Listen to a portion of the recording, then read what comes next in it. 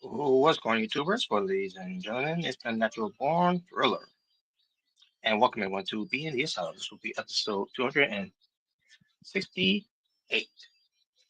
So, with that being said, let's bring in the Omega Red and the True Jaybird. What is up, guys? Hey. What's up? Yeah, what's up? Yes, we are live. Oh, yeah. You guys should be here, folks. Yeah, I guess you hear some noise. There's a good reason for that. Just give me some food. But yeah, guys, we're going to talk about some things here. And since that involved, comes to, talking about John Cena here. Not just because, it's going to be his final week, come Saturday. There's also some fun topics when it comes to John Cena as well. We'll get to that when we get to it as well. That looks like a lot of fun. Yep. Well, at the same time, and it's the but. And I think you know what I'm talking about Omega when it comes to something that was said about John Cena. That's finally been been talked about. Oh yeah, we know. Talk about Especially if you watch that video. Yep. But talk about the worst time to talk about it too, yo, what comes to that's where it's come to unfold. Uh, when we get to John Cena's final match, but we'll get to it. First off, let's bring up your stuff about NWF. For example, when it comes to the Bray Wyatt Legacy tournament that took place, and well, the way it started off, by the way, we came to how that happened. I can't remember what the first match happened first, by the way. I'm assuming it was one with Jordan. I think Jordan Williams versus Nick Matthews. Oh no, not yet. No, actually, I got wrong. It was actually the King Williams versus Strange. And what a match that was, by the way. Basically rehashing rivalries, because Strange who was a challenger at the time against the King Williams, who was then at the time the Intercontinental champion. And who was the one to take him off from him? And it was none other than Strange. And here they are. Oh yeah. Two former rivals. Hell yeah. And they had a very good match.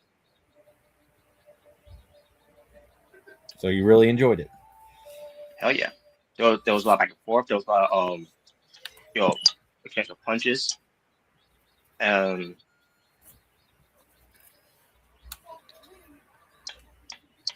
also too much screen wrestling. Oh god. Oh god. And also I think the King Williams was a jump pad. And the way it backfired on him. Yeah, he did. He did.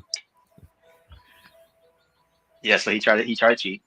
So and also, when it came to this match too, I love how it ended too, because it ended, in the minor glitch, which I thought was great. So I don't know what King Williams was trying to do when he's trying to do something on the second rope, but then all of a sudden when he was trying to do something, that's when Strange hit him to send him up for the Scorpion Death Drop, and just the way it looked, like holy shit! If that would have been the end of the match, that would have been great. But it didn't end the match because the match would continue. So the other finish we had was even better. He went for his Stinger Splash. Then he sent up for the Scorpion Death Lock. And from there, like, okay, so what's going to happen here? Is he going to attack? And he did. He tapped out. And Strange wins and gets 3 points. Yep. So Strange wins. He gets 3 points, 2 events.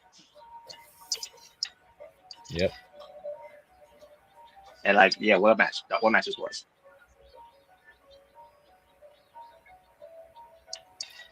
God damn, there's too much things here. What the hell? Yeah, sorry. But anyways, so that was that match. Then we had a match involving Nick Matthews versus JKP. Oh, here we go. First time ever these two go one-on-one. Yeah, and it delivered. Very, very good match. Oh yeah. I think they also had a chance of fist fights too. Chance of back and forth. Yep, yeah, too much wrestling, not enough flips and kicks. Wow. Yeah, but you hated it, didn't you? Too much wrestling. I ain't really about it. But anyways, yeah, very good match. Yeah, I'll say that this was when it comes to comparing these two guys, this was a better WrestleMania main event match from WrestleMania 27 between John Cena and The Miz. Yep. See, Cena and Miz would have this type of match at WrestleMania 27, that it would have made a lot better, and make Matthews and JKP showing how it's done. Oh yeah. But yeah, at the end, JKP obviously he buried another talent. So there you go. Wow. He won. Yeah, he buried in our town. It's not really burying it. They're already mediocre. Well, I was fine. I was fine with that either way. But You're fine yes. with that the other way. Wow. Oh, Jay, but you sound like your microphone sounds like it's mumbling. Whatever. You sound far away. Yeah, it sounds like you're far away. Get a better mic. Wow. Wow. But and then we get to the next match for the continuing on with the Great White Elite tournament. It was Will Williams versus Hunter Wheeler. Oh, here we go. So, how this match went.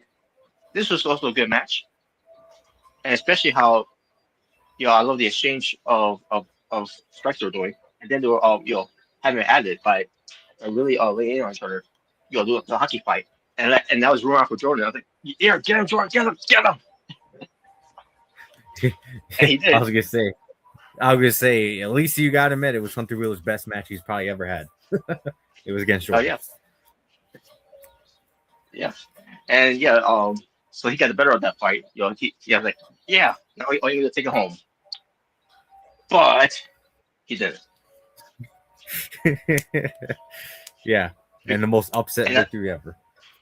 And on top of that, he got busted open in the match. Jordan wins. So that then they got lost. So did JKP. I mean, yeah, he did, but JKP won his match on like Jordan Williams. Wow. And then the worst part was, which one was with the nail in the coffin of him losing, he got hit with the golden shovel. The golden shovel.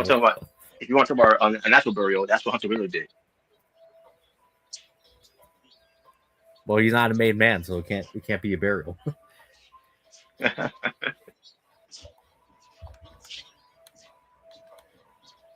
Well, let's not forget can't be as bad as one. That. So you'd rather have Jordan lose to Wonderful O than Hunter Wheeler. Pretty much. Well, they could bury each other all they want then. Oh, by all means, go ahead. Oh, they can bury each other all they want. Speaking of that, I forgot to upload one match. God damn it. Now thinking about that. Me versus Wonderful O in our tournament match. Oh, yes, right, yeah. Oh, yeah. Well, I'll do that tomorrow at some point. Yeah. So, yeah. And that's just one more to go when it comes to, the AWF, league side. And I need to upload the PWTF side. Yep. Which, I already did matches. So, what we got to do is, prepare them for this week. Yep. So yeah, but there is one more match to talk about, and that's Amanda Williamson versus Lisa Rodriguez. Oh, with Rosita, coming by with her. Yep, women's match. And this was a good match. I enjoyed this match. A lot of wrestling, a lot, of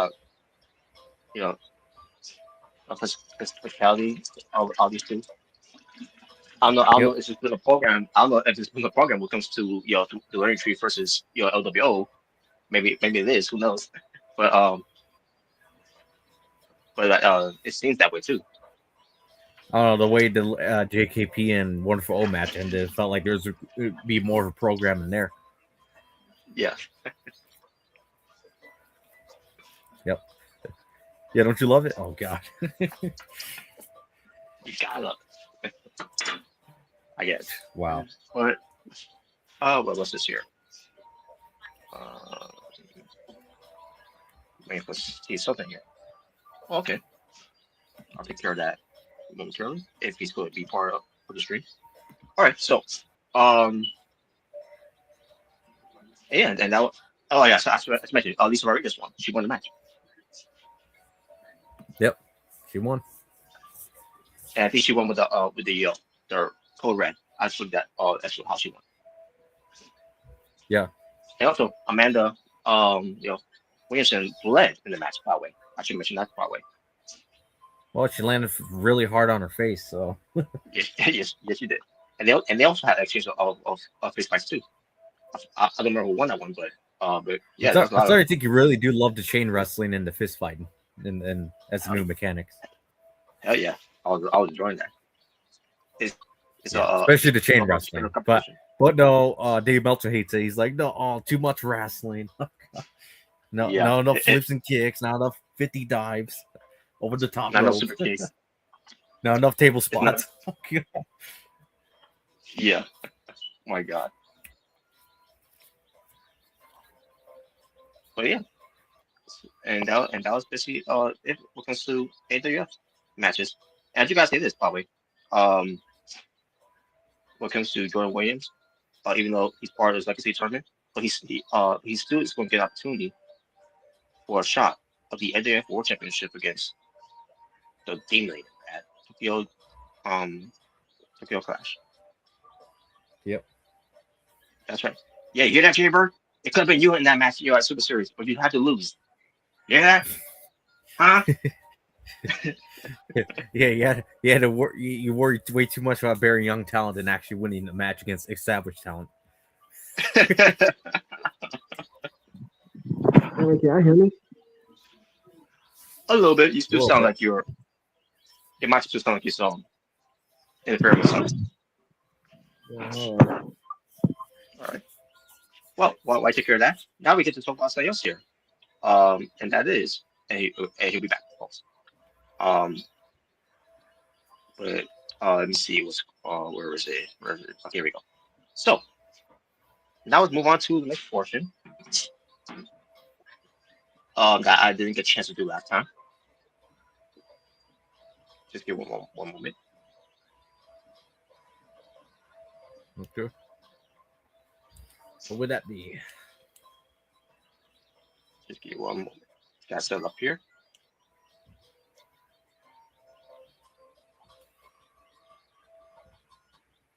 Okay, here we go. And that is the Natural Born Theater. Or in this case, the Natural One Theater. Oh shit, that's loud. My bad. I was talking about the TV, not you. Yeah. So I'm gonna talk about some movies that I recently watched. Some movies that I rewatched. Some movies that I watched for the first time. And here we go. Okay, before we do, let me hear Jay Bird. Let's see if he can hear him. Well, before you start, there is one movie I did watch over the weekend. Oh, did you? Yeah, it's a new movie actually. So I actually went to theaters to watch this. Right. So I ain't trying to take over Robert's theater spot because that's his gimmick, but I do want to talk about this just real quick. Right. So I did go to watch Five Nights at Freddy's 2, Part 2 last Friday. Oh, okay. Yep. And to do a quick short review of it, it was all right. I'll be honest, I thought the first part was a lot better. So, All right. ain't too bad. I mean, I personally trash. enjoyed it for what it was. I mean, I personally did. But I'll admit there's some stuff in that story where I'm just like, yeah, this don't make any sense. Oh no. I mean, I know the first one kind of had that, but at least you kind of enjoyed it at the same time. The rest of the movie. Yeah. But the second one definitely was more like, this don't make any sense at all. Oh God. And at one point, I was like, "Who the hell is this jobber?" For one of the characters revealed at the end. Yeah, that's what I just said. I was like, "Who the hell is this guy?" Like, but yeah, pretty much. I enjoyed the movie for what it was, but overall, I thought it was okay. Like I thought the first one was definitely a lot better. And I mean, I'll agree. Yeah. I mean, I think you would enjoy it, but obviously, I don't think you would enjoy it as much as the first one. Because obviously, the first one was, a lot better. It was a lot better. Yeah. But But yeah, I mean that's pretty much it. I ain't gonna go too much into it because obviously it's not out yet, and obviously you guys haven't watched it at all. So. Yeah. And yeah, that's pretty much it. All right. It's just not too bad how you describe it. No, I don't think it was too bad. It's just story. A lot, at the most part, didn't really make any sense. And you know, I definitely enjoyed the animatronics, how they looked. I mean, like in the first one, they looked amazing. Obviously. Yeah, obviously. Yeah. So, definitely give it that. Yeah, I'm seeing the trailer of part 2. So I thought it looked good. You know, but yeah. Then again, trailers always look good either way. It's until you get to see the movie. Yes, Freddy Fazbear and the rest of the gang looked really good. Obviously, you know, as far as the animatronic goes. Hell yeah, yes. All right, cool.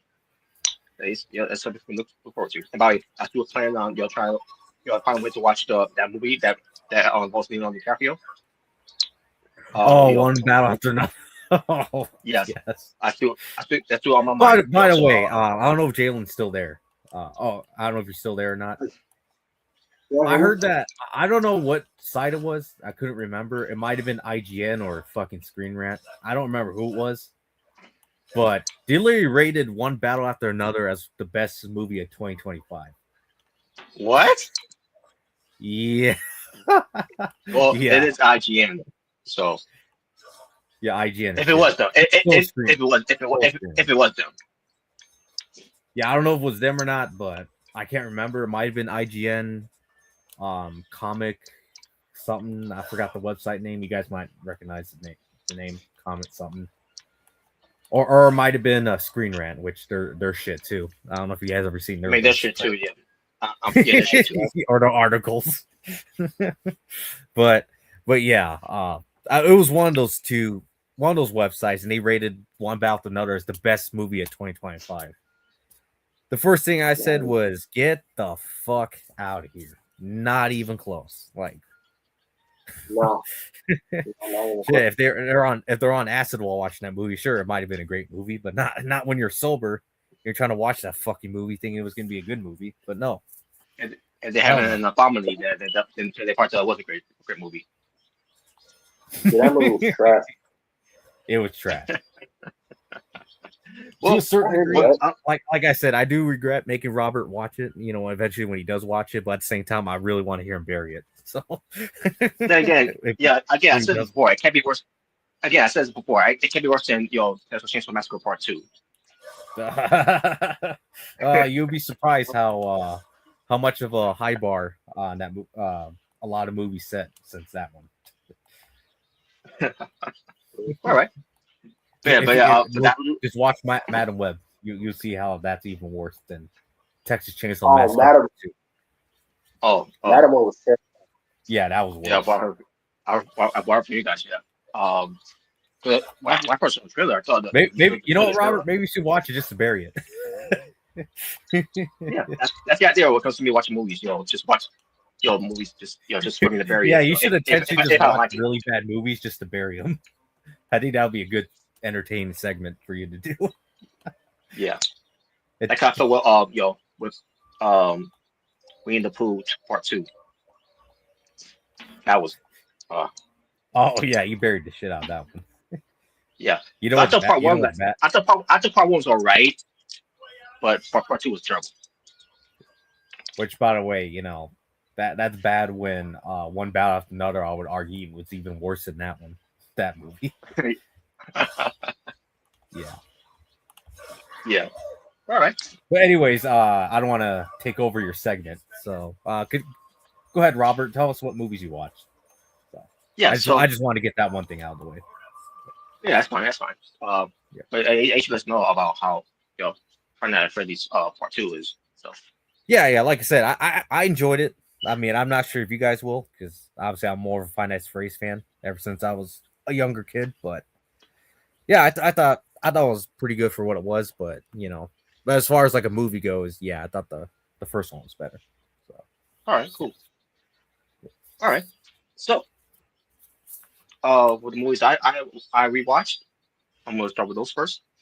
Matilda, a Oh, very that's an classic old movie classic. from the 90s. Yes, I just Yeah, recently saw that is that I love that movie. That movie's great. I still say this movie. Yeah, man. I saw it a few days ago. Man. I have not watched that movie in a long time. Maybe I should go give that a rewatch sometime Hell soon. yeah. I think I watched it on Peacock, if I'm not mistaken. Yeah, I think it was on Is it Peacock. on Peacock? Oh, sweet. Yeah. I was watching.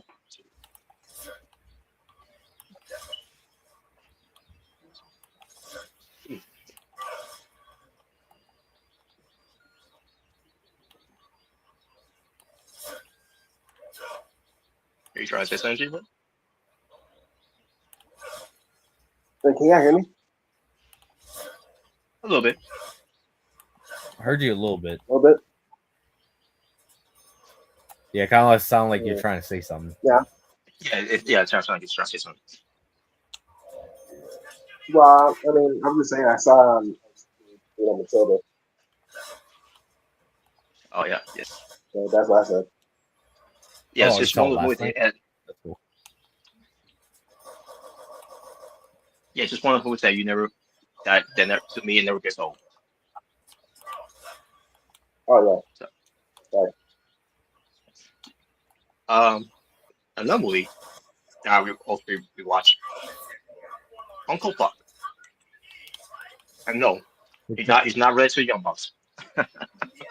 Wait, which movie? Oh boy. Uncle Buck. Uncle Buck. Features John Candy. Sure And he's not related to Maddie Nicky, right? no, of course not. He has more charisma than those two. All right, And I just want to make sure.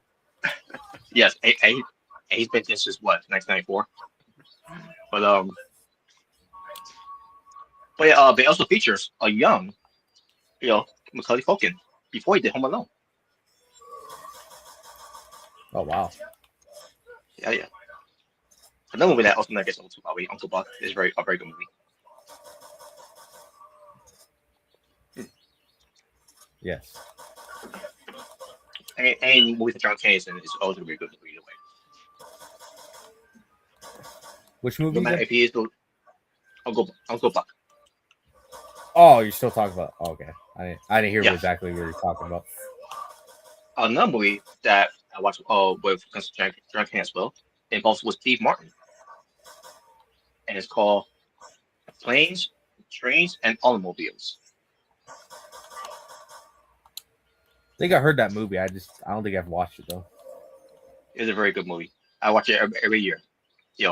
Basically it's one. So I watch your annual what comes to Thanksgiving because it's these basically Steve Martin's character trying to get home to Thanksgiving because like delays and everything and everything in his way always gets always have a interesting dilemma and does involve John Candy's character too by the way. So yeah, a very good movie as well. Okay. Now let's see just Who Framed Roger Rabbit? Well, I mean, Oh, that man, needs no explanation. That's one of the best ones. Hell yeah, still one of the best. Hell yeah. Shit, that movie is the definition of I don't think that's PG. Yeah, that's right. Jessica Rabbit. Oh man. Oh man. Yeah, come on. You guys don't agree? That movie is the definition of that. I don't think that's PG. Yeah. Shout out what's up? Hey, what's up, Juggalo Gamer? What is up? Yeah, what's up? And yes, it is indeed. The dummy I'm used for this episode. It's a theme of the Rugrats. It's the Rugrats. Oh yeah. Yeah, so that was also a great movie as well. You know, Who Framed Roger Rabbit. And That's then I classic watched, right there. Indeed, it's a classic. Yes, it is. And then we got to another movie I rewatched, March of the Wooden Soldiers. So what? Now, this is an old school movie. Yo, I'm talking about during the times of black and white. But then this one has been remastered, to put in colors and good qualities. So, March of the Wooden Soldiers, another badass movie. I mean, unless you count, unless you don't want to listen to any musical parts of it. But what's the topic tonight? Well, Robert's talking about the movies he's watched. Natural Born Theater. Yeah. But yeah, I'm talking about some movies. I'm talking about some movies that I rewatched and movies that I did end up watching, for the first time, which I'm gonna probably get to. And the next one I rewatched, Ready to Rumble. WCW. WCW. Wrath. Yeah, WCW. That movie sucks, Mark. Oh god. Oh, boy. Yeah, I thought the Studios better. I thought WWE Studios was better. Oh, Jesus. All the movies were great. Yeah, my favorite's The Chaperone. I love that movie. Oh god, I still never watched that movie. By the way, are you ever gonna watch it just to bury it? You're not I will. watch it. I will eventually. Yeah, the only real like WWE Studios movie I actually kind of liked was 12 Rounds. That was actually a really good movie.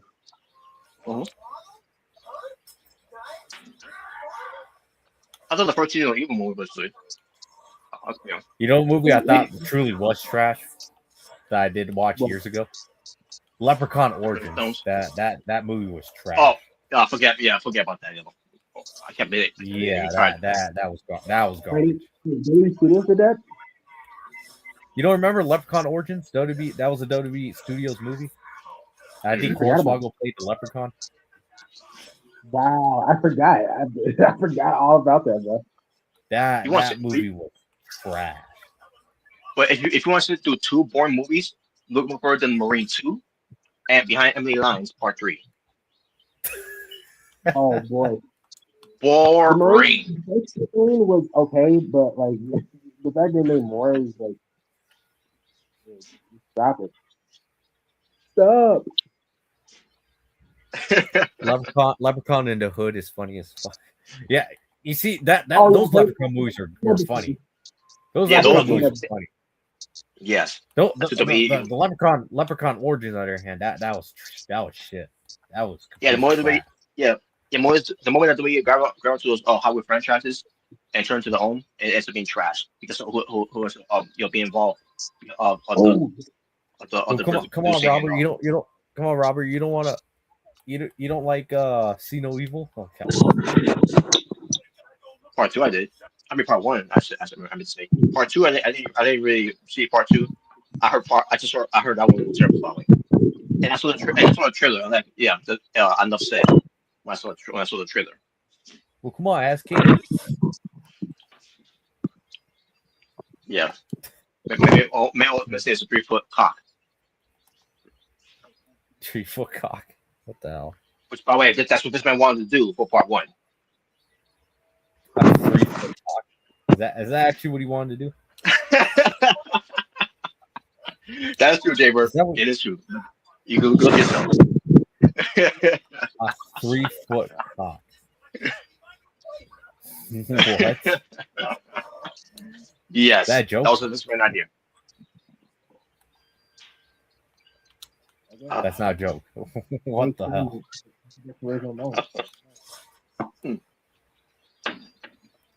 But 3-foot.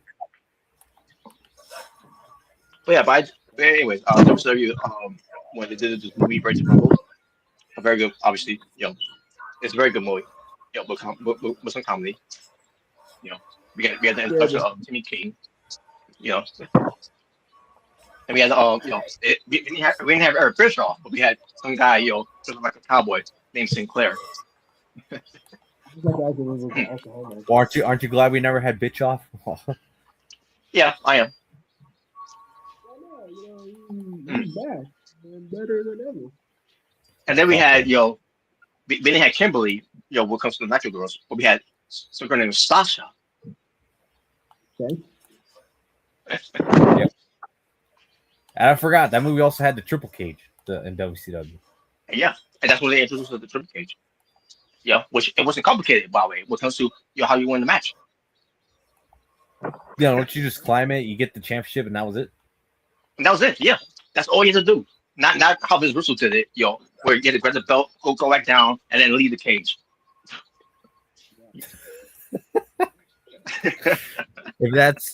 If it's true, that was one of his ideas. And I remember he wanted to do a storyline where he wanted to get his own daughter pregnant. Oh yes, I remember. Oh, about that. It's nasty. Nasty. Oh yeah. We're talking about this. We're talking about this, by the way. This man. Yeah, Vince wanted to do that. It was nasty.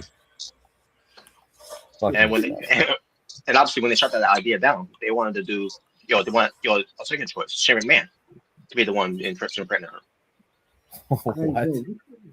Yeah. Why does he want to impregnate his own daughter? That's like this is the mind of this man, which that's where you don't ever want to be in. I mean, I heard the Kurt Angle story where apparently they were going to do a segment where he was going to kiss Stephanie or something like that. Yeah. And I think Vince was literally sitting there just watching, like intently just watching. I'm like, what the fuck? Yes, he was. I heard that story. He did. Yeah, that's kind of creepy, yeah.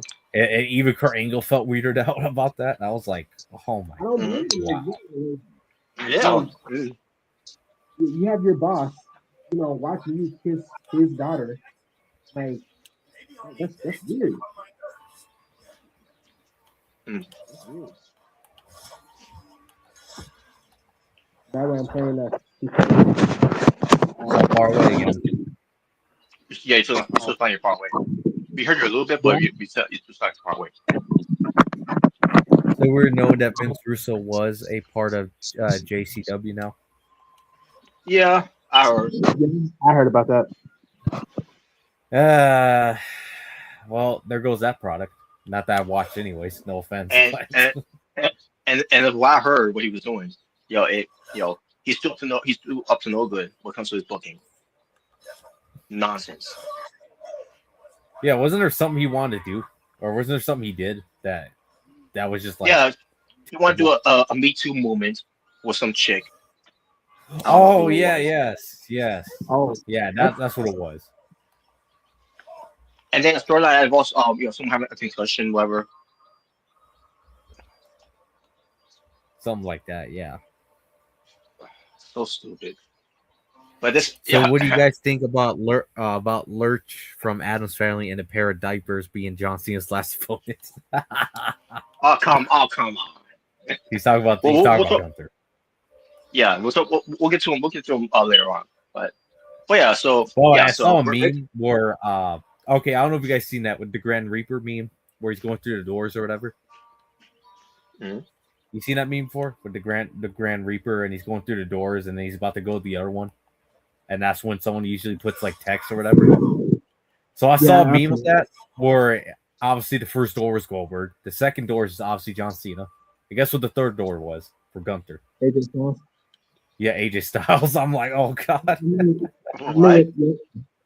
Because since So I don't know if you like Robert. I don't know if you ever seen this meme before of the Grand Reaper, going through doors, and then he's about to go to the third door. I don't know if you ever seen that meme before. At least that photo. I don't recall. I mean, I probably do. I just don't remember. So someone put the Grand Reaper's Gunther's head on the Grand Reaper, and the first door was Goldberg. The second door is John Cena, and then you put the third door as AJ Styles, as he's going to pretty much insinuate that Gunther's going to be AJ Styles' last opponent before he retires. Wow. Yeah. Yeah, I don't remember these memes of it, to be honest with you. Pretty sure if it's a man ever comes back, he's going to debut the new wrestler, that Diddler. Okay, what? Yeah, I sure don't remember these memes. You know, It was funny. It was funny. It's funny though. You know. Lurch with All right. diapers. Oh, come oh on. god. He really does not like Gunther. Damn, he really does not like. Well, I don't know if he doesn't like him or not, you know, or he's just making fun of him. but but yeah, so so now we get to talk about another some movies that I've watched for the first time. Okay. I saw the movie, and it was a horror movie, and I watched it, yo, on the week of Thanksgiving. Called Thanksgiving. Oh yeah, didn't that movie come out last year? I think so. Isn't Yeah. that the horror movie? Yeah. Yeah. Yes, it is. Yeah, I've been wanting to see it. I just never took the time to like, you know, I kept forgetting to like check it out. I have never. I think I heard about it. I have never seen it in my life, so I couldn't It tell looks you. interesting. It's in the trailer. So, well, I meant to watch it, and holy shit, what a way to kill people in the movie.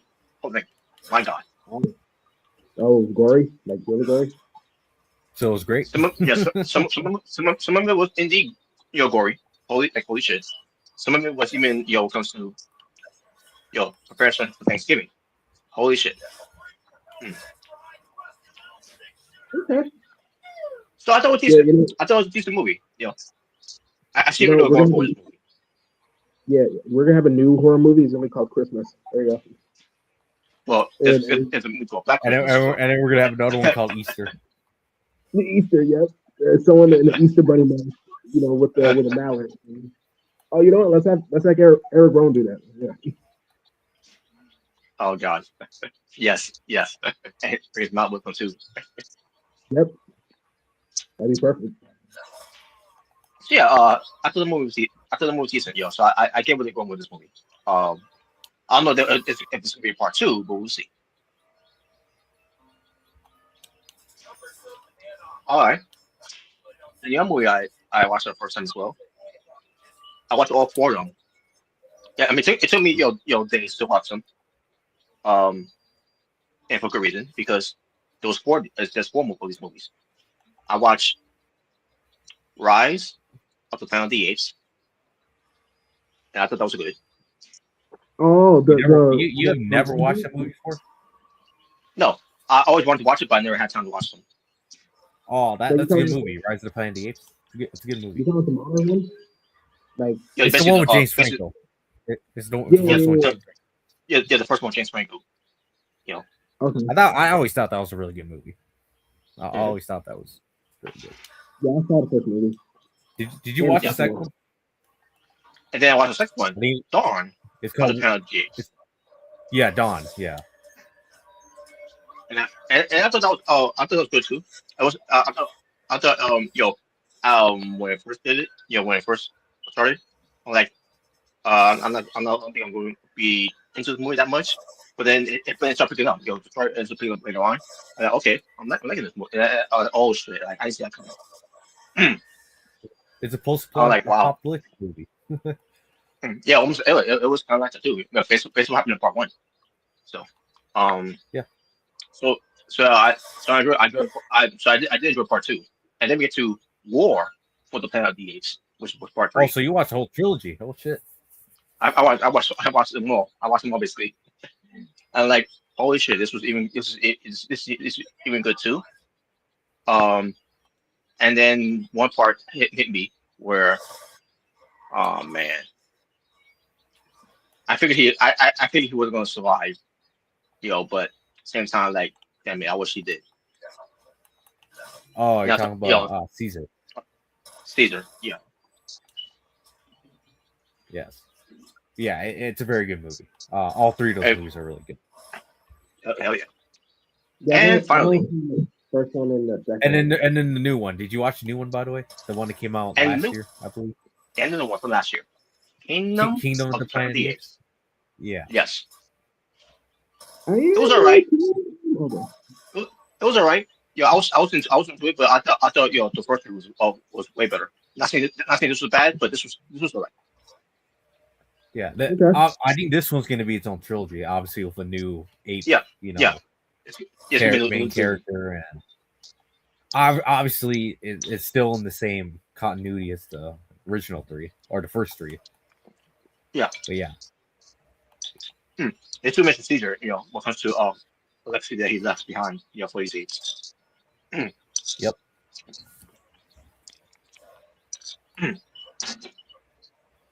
And there you go. So I thought these series was very good. Yes. Just don't watch the 2001 movie. 2001 movie was trash. There's 2001. Oh, That never was seen the that one with movie. Mark Wahlberg. I think it's just called Just Planet of the Apes. But it's like Yeah, it's supposed called to be Planet of the like Apes. Yeah, it's like of a the reboot. Yeah. yeah, it's supposed to be a reboot remake of the I original saw movie I from saw like the 60s. I saw when I was young. And It was not good. I watched that I, sometime last year because I think it was on Max, if I remember correctly. And I I never never watched it before, so I was like, all right, I'll give this a watch, and yeah, it was terrible. I have to be honest. Garbage. all I remember is I didn't watch. All I know is I didn't watch to read the whole thing. Because again, I was still very young and just want to play video games or whatever like that. Just didn't want to sit still, whatever, and just do what I want to do. And, I think also about what maybe since it was 2001, probably was a young teen at that. I guess, yeah, a young teen at the time. So yeah, I think um, it was originally supposed to be a trilogy. So funny enough, that was actually originally going to start originally a trilogy, but obviously the first one was so bad that they just scrapped the whole idea. yeah. Because the way the 2001 movie ends, you can definitely tell, oh yeah, they were going to make a sequel, but obviously that never happened. Nope. It was for the best anyways, because the first one was trash. Garbage. It was garbage. It's kind of what Lost in Space, what comes to trying to make that movie, in that generation, from the old days, comes to Lost in Space. Yep. Just doesn't work. Yeah. So anyways, there you go, folks. That will conclude your segment here of Natural Born Theaters, or in this case, Natural One Theater. Well, look at that. Robert actually had watched all positive movies for him. Yeah, exactly. You weren't very. You weren't like, "Oh, this sucks," and this stuff. Oh my God, you like something. It's a miracle stuff. Yeah, it is. Yeah, it's very interesting there, huh? That I actually did like something. But yes, the Planet of the Apes trilogy, from obviously the mid 2000s, late 2000s, I think was the last one came out. 2010s, obviously. Yeah, obviously those movies are really good. All three of those movies. Hell yeah. So there you go. So now talk about Deadline of 2025. All right. Well, before we do that, before we actually do Yes. that, I actually want to bring up something real quick. Oh boy. And we haven't done this in a while, but I feel like we should do this because we haven't done anything like this in quite a long time. Yeah. So, you guys, I'm gonna read off the Meltzer ratings for AEW Full Gear 2025 and for Survivor Series War Games of 2025. Okay. Oh yes, I heard about this. I don't know the numbers, but okay, let's do this. All right. Okay. Here's this website. All right, here we go. So, yeah, do you want me to go through the pre-show, or you just want to skip all that and just only do main show stuff? Fuck the pre-show. Who cares? Okay. All right, sounds good to me. So, for the first match of the evening, which was Pac versus Darby Allin, The only, regular one-on-one match out of the whole show. Until. Yeah. So that match, he gave it a 4-star match. Okay. Well, Which I mean, which I don't entirely disagree with. I mean, to be honest with you, I think that was probably my favorite match, or one of my favorite matches of the whole show.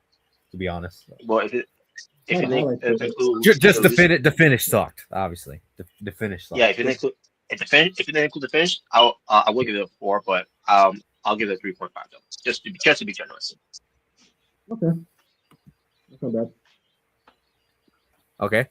So for the next one, the timeless love bombs, Mei Shirakawa and Tony Storm, defeated the Babes of Wrath, Harley Cameron, Will Nightingale, Marie Shafir, Megan Bayne, and the Sisters of Sin, Julia Hart, Sky Blue. He gave that match 3 stars. Okay. That's about right.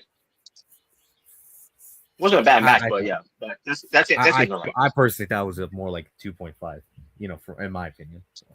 It's excellent stuff. By the way, Megan Bayne and Richard Fear, I guess the new tag team name, since they're a team now, are just for the time being, they're called the Mega Problem. The Mega what? The Mega Problem. The Mega Problem. The Mega Problem. Get it? Oh. Yes. Yeah, that doesn't pass my tag team name test. The Mega Problems. No, it doesn't work.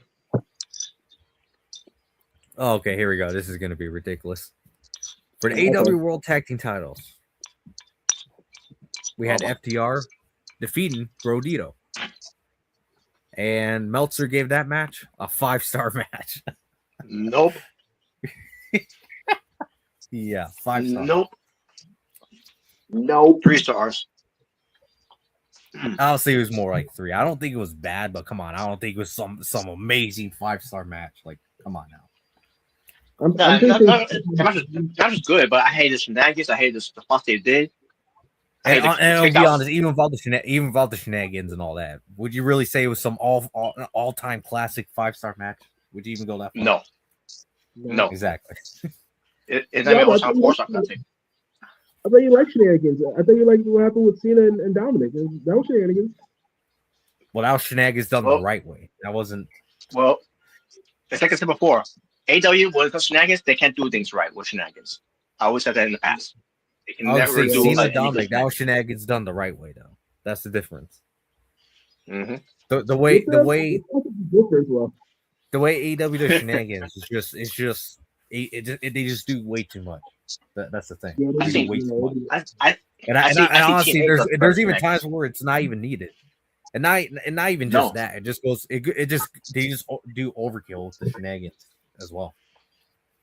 Yeah. I think it gets to the point where, like, I'm fine with, like, with say, do you want to trip someone? Like, they do something where the manager trips someone or the manager distracts a referee. You see that's fine, but what I'm talking about when they overdo is when they constantly do ref spots or ref bumps, and then everyone gets in the ring. They start brawling for the ring for like 10 minutes, and then someone comes out, and you see that's when it becomes overkill. That's overkill. Yeah, I get you saying. Yeah. But yeah, there you go. Moving on. There you go. For the AW National Championship Casino Gauntlet match, Meltzer gave that a 4 stars.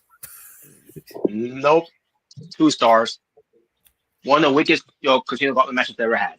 2 stars. I'm gonna say the All-In one was way better. Way better. Lashley and Benjamin, all they did on that match from the beginning, after getting beaten down by the man, was that it's like they've been laying there like they were sleeping. They took a nap. They didn't get one by law until the end. They're like, "Oh, Tony, we didn't get enough sleep, so we can take a nap." Pretty much. Yeah. No. Now on top of that, Rico Bitch won. Yeah, Rico Bitch. That's most likely the only title is probably ever going to win in AEW. So. Exactly. All right. So here we go. The no holds barred match between Kyle O'Reilly and Jon Moxley. Obviously, Kyle O'Reilly won. Meltzer gave that a 4.5 quarter star rating. Get the fuck out of here. I don't think I saw that match. Like, I don't know what happened. 2 stars. Yeah, the match sucked. There you go. I'm not even gonna go through that. All right, for the AWTNT. Yeah. The AWTNT title no DQ match, Mark Briscoe defeating, Kyle Fletcher. Meltzer gave that match 5 stars. No. No, I agree. I'll give it 3 just to be generous, but no, it was not 5 star. You don't think it was some amazing match, right? You don't think it was some amazing, groundbreaking? No, it wasn't. Blown out of your mind match, like. It's basically a copy paste what we saw from the last match. No, it isn't. No. Except they had a ladder and thumbtacks. Yeah, that's the difference. Who cares? It's the same match. And by the way, he had the exculpatory reason. Well, there's a difference between a multi-Q match and a no bar match. In the whole bar match, you can use your fist. And you won't disqualify. What? You could do the same thing in no DQ match too.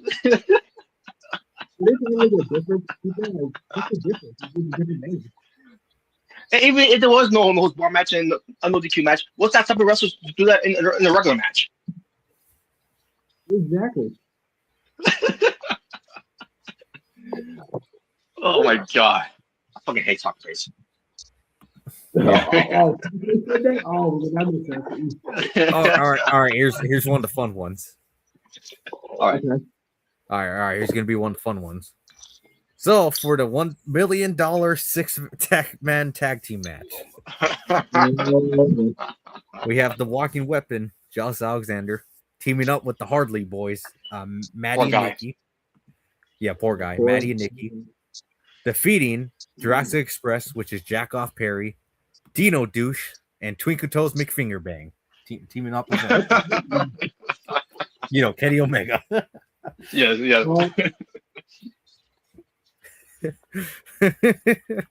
Sorry, I had to do it. My bad. Oh man. All right. And Meltzer gave that one a 4.5 star match. Oh my god! Of course you would. I'm surprised you didn't get 7 stars.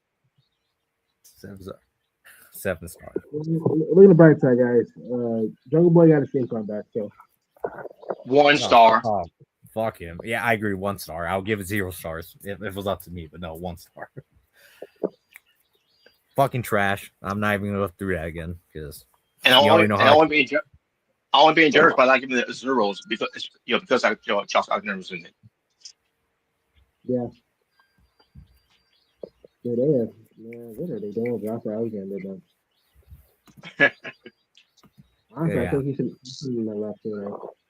Or if he did, he should have won the NXT.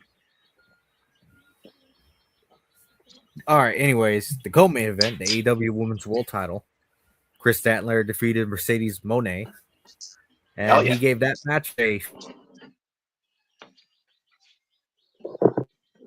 Oh what? He gave what? Any thoughts? He gave Mercedes Moné and Chris Statlander a 4.5 star match. All right, I'll give that too. It definitely was one of the better matches of the night. So, yeah. All right, I'll give that too. And finally,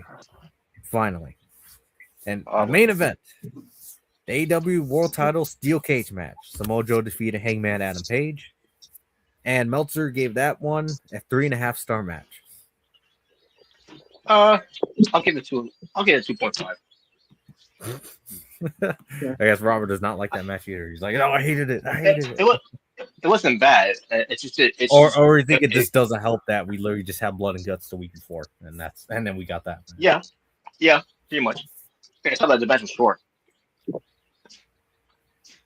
Yeah. So there you go. That's pretty much it with that one. And let me pull up War Games. War Games. Let's give me a minute. I'll pull this Only up. on 4-2 is Steph Ricard and Nikki Bella when we get to that. Oh Lord. Don't tell me you rated that match too high. I hope not. If he did that, he really did lose his fucking mind. And maybe he's one who had his brain out of his head. Or maybe he's simping. I don't know. All right, here we go. So for the women's War Games match, obviously we had the team of AJ Lee, Alexa Bliss, Charlotte Flair, Io Sky, and Rhea Ripley, defeating the team of Becky Lynch, Last Legend, Nia Jax, and the Kabuki Warriors, Asuka and Kairi Sane. He gave that match a 2 3/4 of star match, star rating. All right, I'll go there. Right. I'll go around there as well. I'll tell ain't too egregious for once. It was again. It's better than last year, so yeah, way better. Yeah. For Dominic Mysterio versus John Cena for the WWE Intercontinental Championship, Meltzer gave that match 3.5 star match. it's debatable. 3 or 4. I would say 4. Yeah, I go with 4 because it was really fun. It was honestly the best match of the night. So I'll go 4. Yeah, I'll go 4 as well. Yeah, because the way it was, and that shenanigans done right by the way. That's how you stand with. Hey, W, Tony. All right, here's the fun one for the WWE Women's World Title. Standing Oh, back God. here, the champion versus Nikki Bella. Meltzer gave that match a 1.5 star match. Thank you. Well, it could have been worse. I still think 1.5 stars is a little too high. I was more like 0 for me. But that's the perfect score. The only reason I'll give it a 1 is because if you care, I'll try her best. Yeah. Yo, because what can you do with trash in the ring? Exactly. Yep. And finally,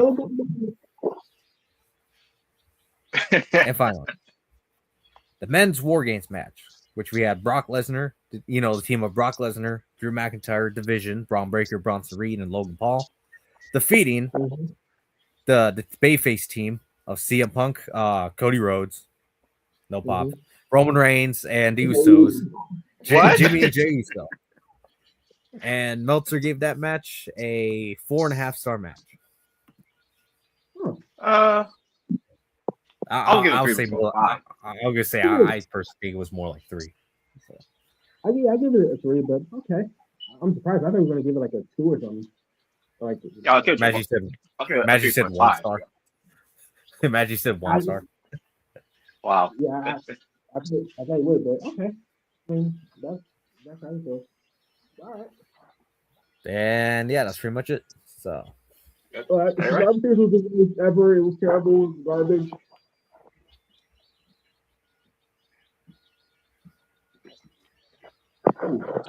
Yeah.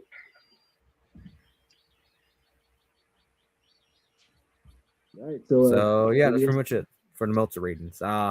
If I remember correctly, I don't think we did the last AEW show. What was the last AEW show? Wrestle Dream. Wrestle Dream, right? Yeah. If I remember correctly, I did hear on someone's review when they talked about the Meltzer ratings for that show. Yeah. Oh, there was one match on there that Meltzer didn't like. I forgot. I don't remember what match it was, but apparently he didn't like it. But he still rated it 4 stars. I'm like, what? What? Yeah.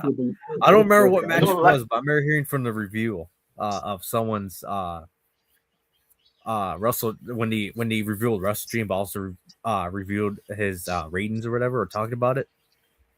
And literally at one of the descriptions for those matches, he literally said, "Oh yeah, I personally didn't like the match, but I'm still going to give 4 stars." I'm like, what? Just be honest. I'm not even kidding you.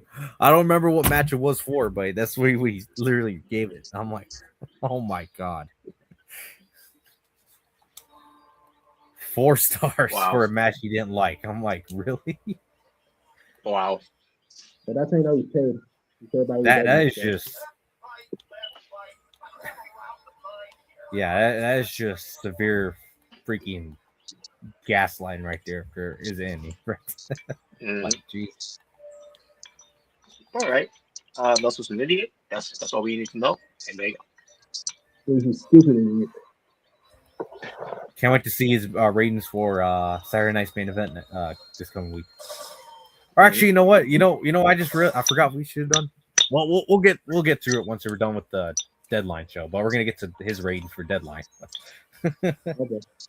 I feel like we should. We should do that. That being said, let's get right to it. NXT Deadline from San Antonio, Texas, from December 6th, 2025. At Brewing Center at the airport. Yeah, Vic Joseph and Booker T on commentary, and what a shocker! I mentioned his name, Vic Joseph, because he didn't know me this time that much on the show, which is rare. Well, at least not as much as Sockface. Yeah. More Sockface probably annoys you on every show.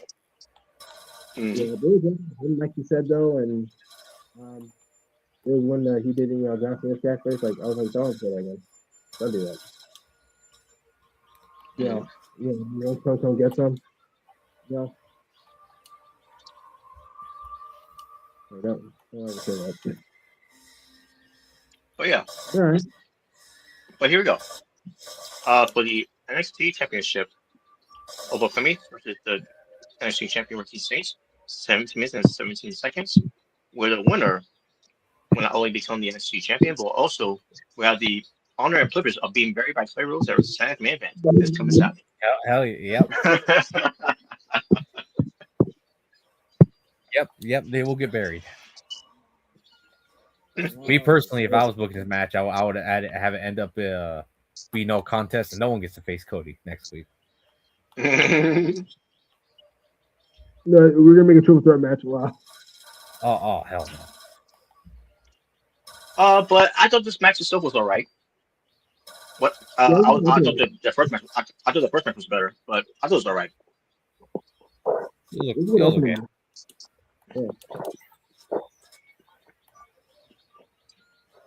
Yeah, but now now with 2-time NXT champion. Yeah, now also Brian Twister. But I mean, won the belt. So he had the honor and privilege of facing Clay Rose. And we'll see what happens with that match now. Get to Saturday. He's gonna bury him. Well, you just try it. He'll probably squash Cody. You don't know. You never know. All right. That was that match. We get to. Oh no, Cody doesn't deserve to have a competitive match against Oba. Wow. He doesn't do very well. Wow. But we get to the women's Iron Survivor Challenge, where the winner will face the NXT Women's Champion at New Year's Eve. 25 seconds. Obviously, that's how long the match lasted. You have, first off, who came out first? Klein Jordan came out first, right? Yeah, Klein Jordan. I think it was Kalani. I think. Yeah, Klein Jordan. Who came out first? And she said, "Yo, where's the second entry? It's gonna regret that." Oh god.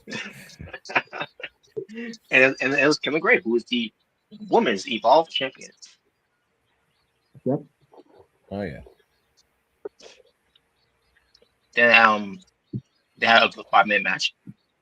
Then we had next one coming in, which I believe it was Lola Vice. Yeah. Hell yeah. Actually, no. I think it was Jordan Grace that came out.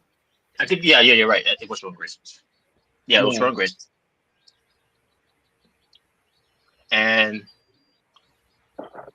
then the next one was Lola Vice. And then the final participant was Soruka. Yep. Oh yeah, here it is right here. I see it here. Yeah. So yeah, all we say in order is how they came out. Yeah, which by the way, I remember Connie Jordan like attacked the knee of Soruka. Yep. And she's taking out. That. Yep. And she's taking out the match for a little bit. You know, and I think this is when she was going to the penalty box, and you know she attacked her, and then she had like this sickening smile in her face, like proud of what she did. Yes. Evil. That was great. Yeah. So, but eventually she did came back. I thought she came back. Too early. I thought that's what milk it. That too like. But she came back anyway, because obviously they didn't plan her to win the match itself. Because someone else has won it. We'll get to. So, the first fall, the one who got the first fall in the match was Kendall Gray to Klein Jordan in 4 minutes and 53 seconds after giving her a snap scoops power slam and a really pinned her, make sure she doesn't kick out. And then that's when we had Jordan Grace facing Kendall Gray. And then eventually Klein Jordan as it comes back to the match. And then in 10 minutes and 16 seconds, she got a runner pin on Kendall Gray. And then we had a little Vice in the match, and she pins Kendall Gray, who came back after her time in the penalty box. By getting pinned with the 305 in 10 minutes and 23 seconds. Then Kendall Gray got pinned for on Jordan Grace with a schoolgirl, where she already folded her up with schoolgirl in 12 minutes and 29 seconds. And then Jordan Grace gets Klein Jordan with a cradle in 14 minutes and 57 seconds, followed by Saruka and the Soul Snatcher onto Klein Jordan in 8 minutes and 19 seconds, and the same goes to the Lopez as well. It was pinning Klein Jordan and then pinning the Lopez. Forget both. Excuse me, both of them in the match in that Soul Snatcher. Hold on, 1 second. Yeah. Sorry. I said my windpipe. And Lopez was pinned in 8 minutes and 23 seconds. And then Klein Jordan comes back into the match. That before, when she was trying to escape away from Little Vice on the penalty box. That was great, by the way. I remember you eating page with and Obafemi from last year. Yeah, which was your favorite moment? but the way the Klein girl was that was great. Yeah, I love that part. Yeah. Then Klein Jordan came back to the match, and she gets a cross bash to Jordan Grace.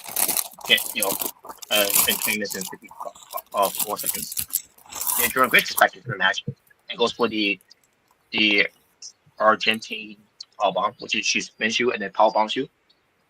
She does Klein Jordan in 22 minutes and 50 seconds.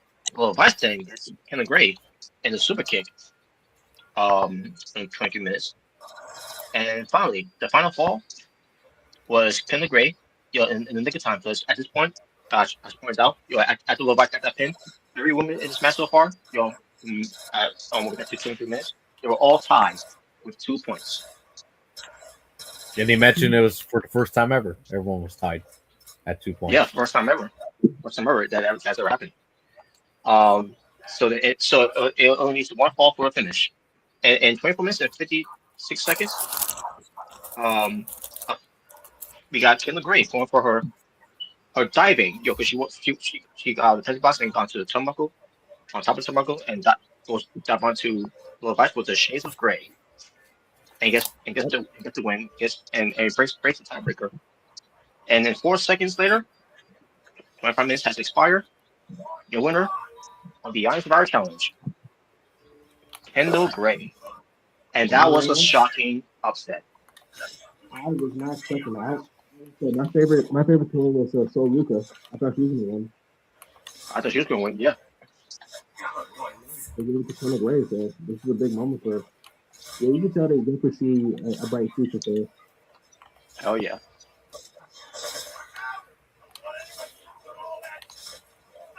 Yeah, my our thoughts I honestly, you thought it's been so rookie winning, just follow up the story, Yeah, what comes to what happened to her and Zarya, which I'm pretty sure was going to lead to it was probably going to lead to Zarya turn on her and New Evil. Yeah. But this I go with Kendall Gray, and if you're wondering, people are wondering, are they going to put the ball on her? I say yes. Might as well, because they're not doing fatal influence no favors at all. it is great. And y'all know the reasons. I don't. So. Of course you know. You talking about they've been great. They're champions. Yeah, what's wrong with you, sir?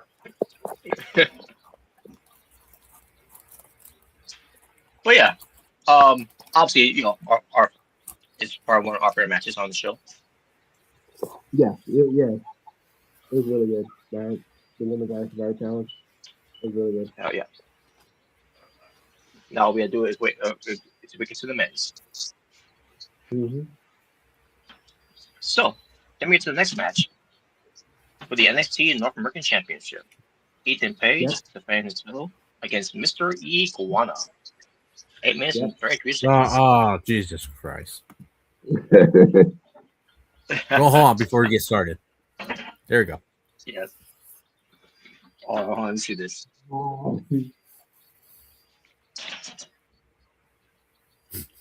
What in the world?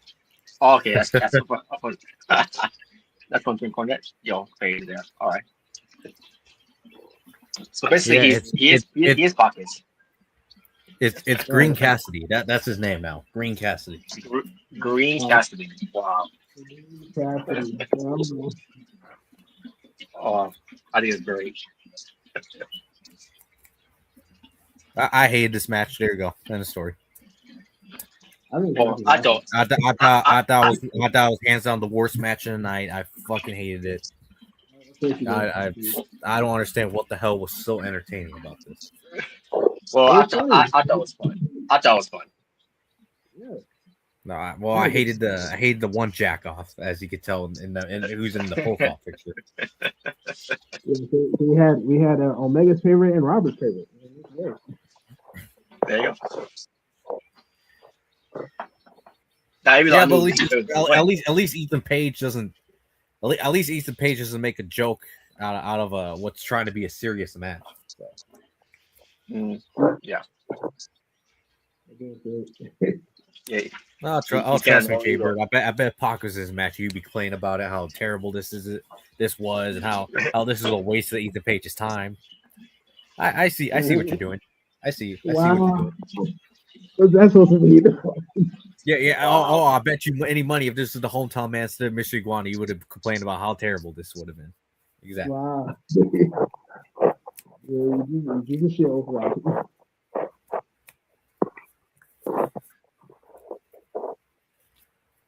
Wow.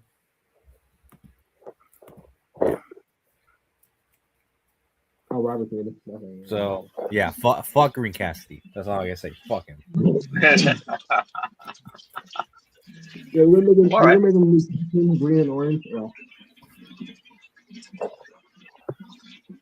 So there you go, guys. But hey, he's the faithful saint, which we all thought that he would. Mr. Garner, he's over than the title. Obviously, he doesn't really need the title. No, he doesn't. Who doesn't? Oh, that's true. Who? I can't even hear you. Yeah, you sound low again. I do. Uh-huh.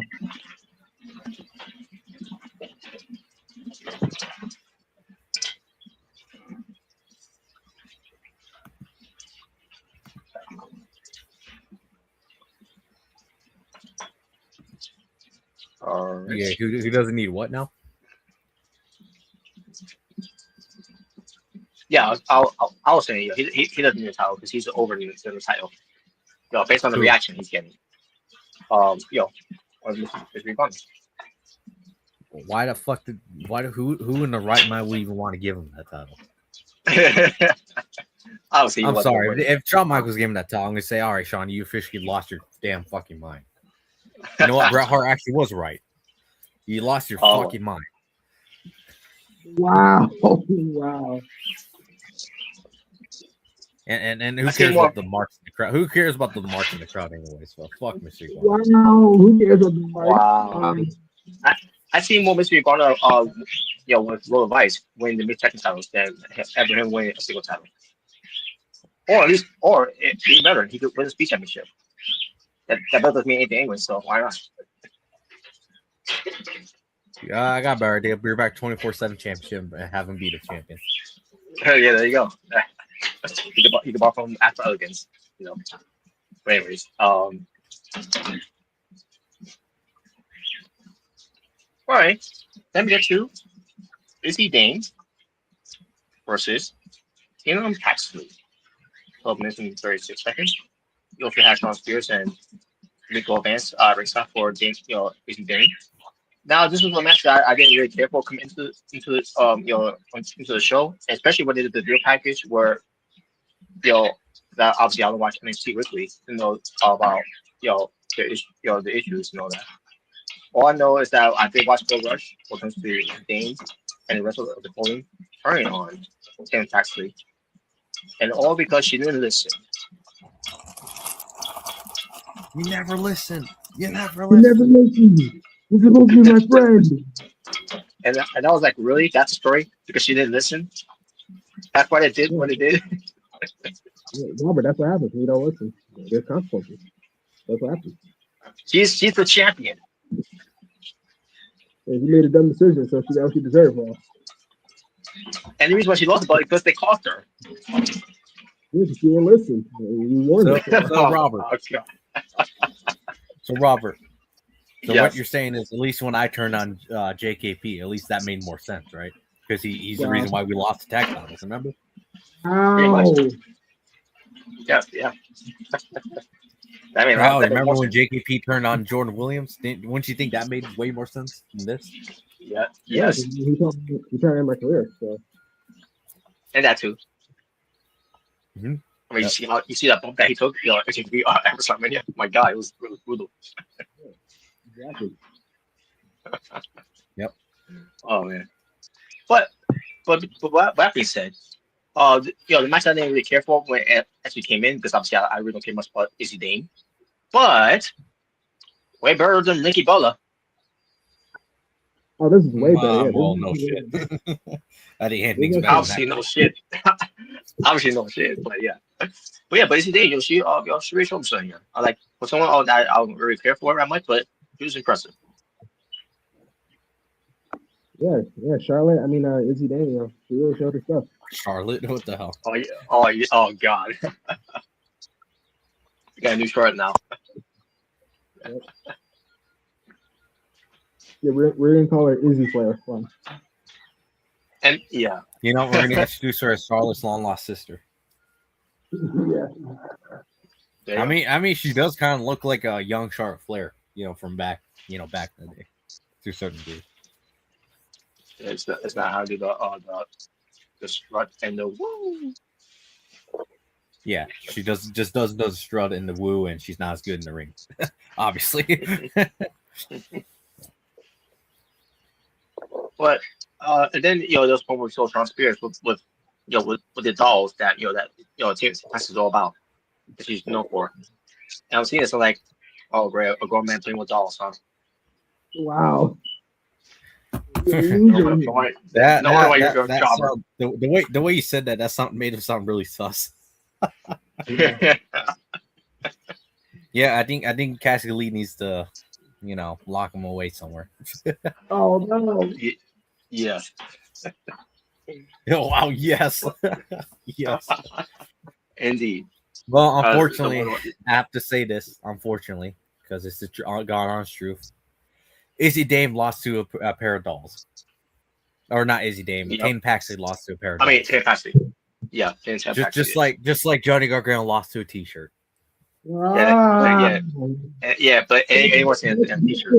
It's different. Exactly. At least that's part of Team Impact's gimmick. Johnny Gargano was just what the hell is that? It was the DIY. So he had some trauma. God. Oh, Jesus Christ. Here we go. Here we go again. Here we go. Excuses. Excuses for Mr. Saintface. Just like he lost twice to a guy handcuffed. Twice. We're not doing this. You know that's like Brock Lesnar losing to Zach Allen like twice with no legs. Oh God. We're not doing this again. You know what? Maybe we need to mock Tampa to have Cody Rhodes lose to a T-shirt, or have him lose to someone handcuffed twice. Actually, that would be great. I'd be like, yeah. Right. All right. But this program is going to continue. Obviously, I know this. It's going to until we get 10 past to get on going over. It's going to lead to Stand and Deliver next year. Oh God. Stand and Deliver. Wow.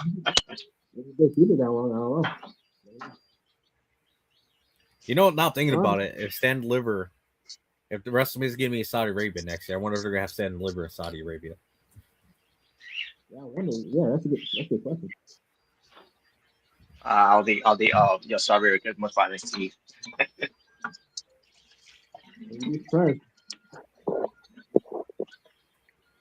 And again, I'll even get much about NXT. That's why I'm watching it every week.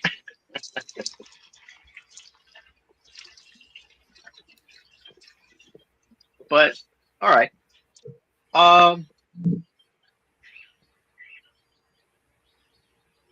Then we get to the main event, the Men's Iron Survivor Challenge for an opportunity for the NXT Championship at New Year's Evil. Obviously, at the same time, 25 seconds. We have the TNA X-Division Champion, Leon Slater. That's the youngest in charge. Then we have Javon Evans. Your boy is bouncy. That's right. These two were having at it for a good 5 minutes. Then we had Miles Born, which we all knew after he put that promo earlier that he should be entrance number 3. Mm-hmm. Yeah, way better promo than Cody Rhodes' promo. Oh my God! Wow. and he's deaf too, by the way. Miles Born. Yeah, what's Cody's excuse? Oh my God! So, what do you want to talk about? Yeah, proceeds to talk about absolutely nothing for 20 minutes. Well, I thought that promo down SmackDown was good. It was all right. It was all right. Oh, it was mid as hell. It's basically almost the same thing. Only difference, he was yelling. Wow, you never get credit for anything, bro. Can you imagine I come out promo and say, "All right, guys, what do you want to talk about? I'm going to talk about how JKP did this and how Natural Driller did this for 20 minutes about nothing." Did this and that and this and that and this and that, and then. Yeah, he did this, he did that. Then I'm gonna kick his ass, and then he's gonna kick my ass, and then we're gonna have a no hold bar match, and then me and Natural Thriller are gonna go in the steel cage. Like get to the fucking place. Yeah, who's ever beating AA Omega? Wow. You attack my bus, my wife's suite on my daughter's place. How dare you? Yeah, you know what? You know what? Yeah, you know what? I should cut a promo saying, you know, when Natural Born Thriller cut that promo on me last week, I had my cat in my arms, and I feared for my cat's life that he was going to take the cat. Oh no! Wow. So Natural Born Thriller, come Asylum Mania. I'm not gonna destroy you. I'm gonna kill you. Actually, you know what? That should be a good promo. Shit, we should have cut that. Oh my God! Come Asylum Mania. I ain't gonna end you. I'm gonna kill you. I'm gonna end you for good. Wow.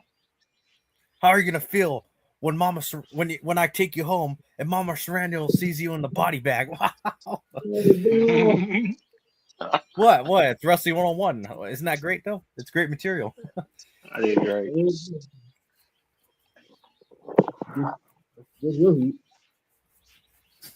Well, all right. Yeah. See, that's hey, at least Robert, you didn't cut a 20-minute promo. Absolutely nothing like Seth Rollins does. Yeah. Or Triple H back in Evolution. Oh yeah, or Triple H during the Reign of Terror. Oh my god. Or Cody Rhodes every week on SmackDown. I am the game. I'm the world heavyweight champion. I'm gonna beat and no you one cares. in the middle of the ring.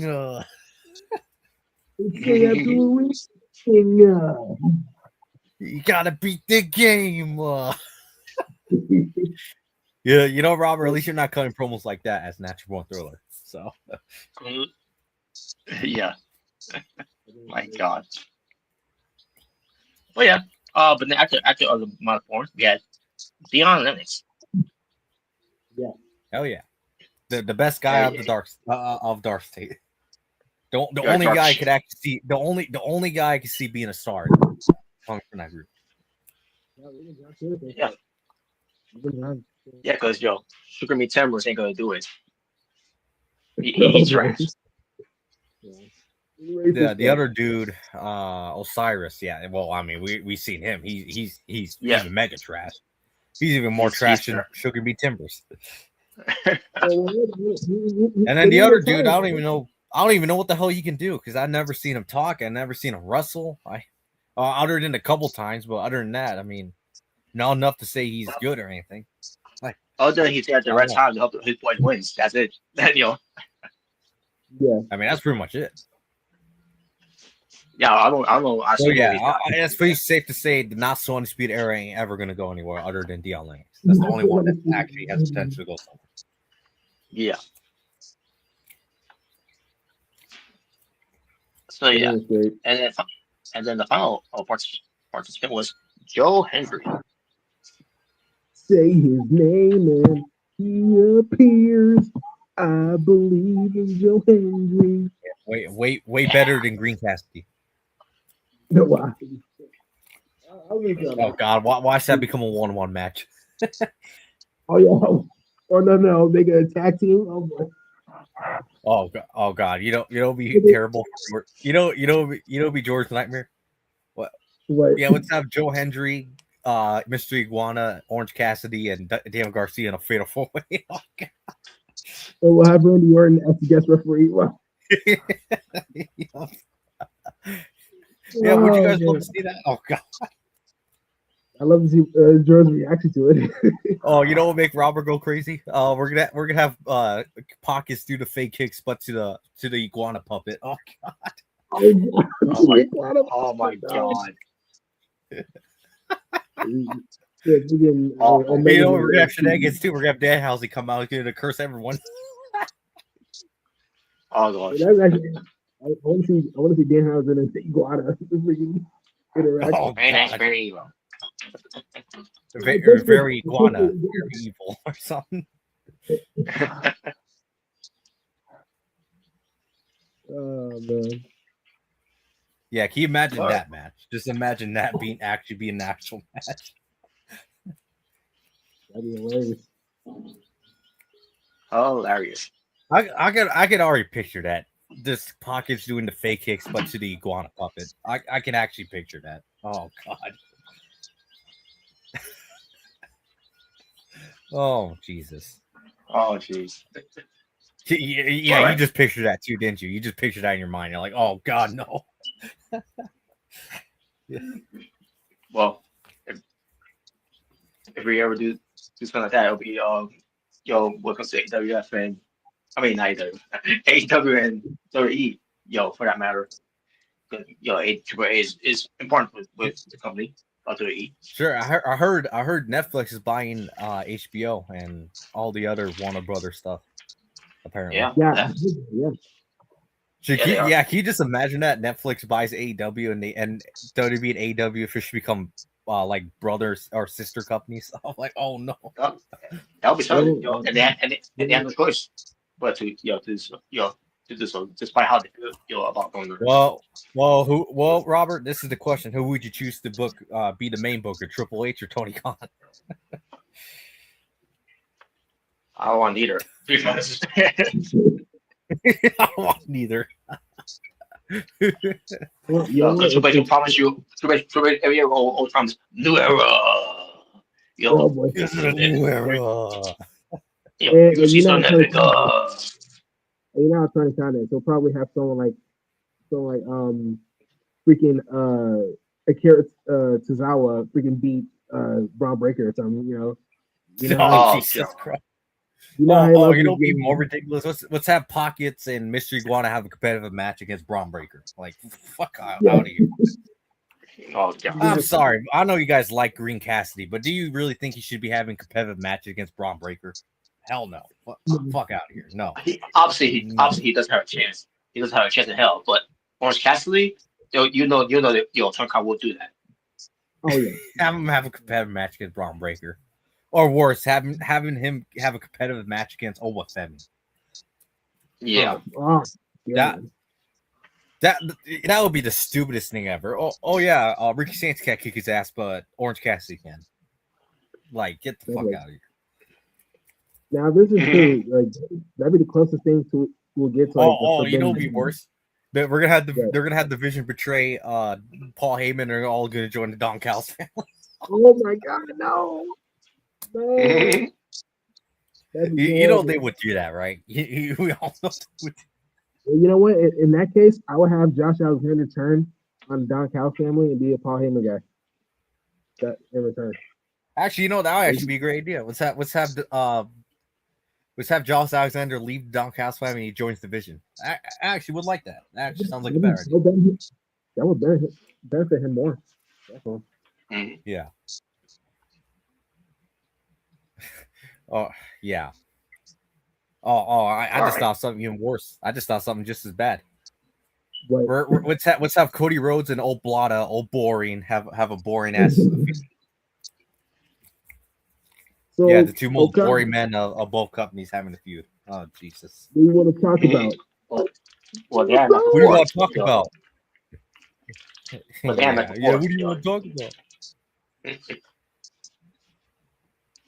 Yeah. Sorry, go ahead, Robert. Oh yeah. We'll see how it happens. I highly doubt will happen, but that will be interesting if that does end up happening. If Netflix gets the rights to AEW and they're forced to be partners with WWE. Oh boy. Mm-hmm. That's gonna be interesting too. Like if AEW decides to stick around with Warner Brothers and eventually when they go over to Netflix, that's gonna be interesting to see Warner Brother, AEW and WWE be on the same streaming platform. Mm-hmm. That's gonna be very interesting. AEW. Yeah, that's if Netflix is like, yeah, their ratings suck. We're not even gonna bother. Yeah. I ain't trying to say that Raw's ratings are probably any better or they're doing fantastic, but yeah, no, but it's probably a lot better than AEW's. I mean, I'm sorry to say, but it's the truth. Yeah, but chance of SmackDown doing better ratings for Dynamite than you do. Even though SmackDown's ratings are going down the drain as we speak. Yeah, don't let the sickles so you hear that. Yeah. The sickles. Yeah. All right. Oh God. I can already picture the meltdowns for both sides, the hardcore fanboys on both sides going like, no, they're partners. No. I hate them. I hate the E-drones. Oh no. Yeah.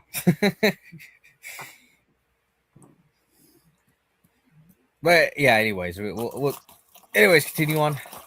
I think we were talking about the Iron Spire challenge. Yeah. So when it comes to the match itself, Javon Evans got a pinfall on Leon Center in 1 minute and 41 seconds with a record turn. And I guarantee you, if they back in Bound for Glory when they had that 5 minute sudden death, whatever, because time of the draw, because neither side to decide who should go over, right? Well, they gave us who went over this one. Javon Evans. You gotta love it, right? You gotta love it. And tell me how teenagers benefiting out all this. They are. I'll get to more of that when we get to your final resolution too, by the way. But anyways, You're but a hater, anyways, Robert. yeah, just a hater. You always try to find ways to hate son. Yeah, you always find the negative. But anyways, then we had Dion Lennox, getting a pin on Javon Evans with the Michinoku driver, 12 minutes and 34 seconds. Then we had Joe Hendry, taking care of Miles Bourne with a 5 minutes carry slam, 17 minutes and 32 seconds. And Leon Slater didn't get a pin on Joe Hendry with his infamous Swanton 450, 20 minutes and 9 seconds. Miles Bourne finally got a pin onto Dion Lennox with the Born Again, basically the zigzag, 21 minutes and 9 seconds. And finally, the final fall, because we were 24 minutes and 57 seconds in, with Javon Evans pinning Miles Bourne with the small package. And then 3 seconds later, 25 minutes has expired.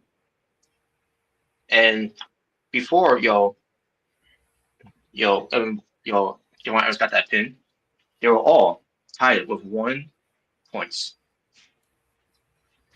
Basically similar to what they did with the women's,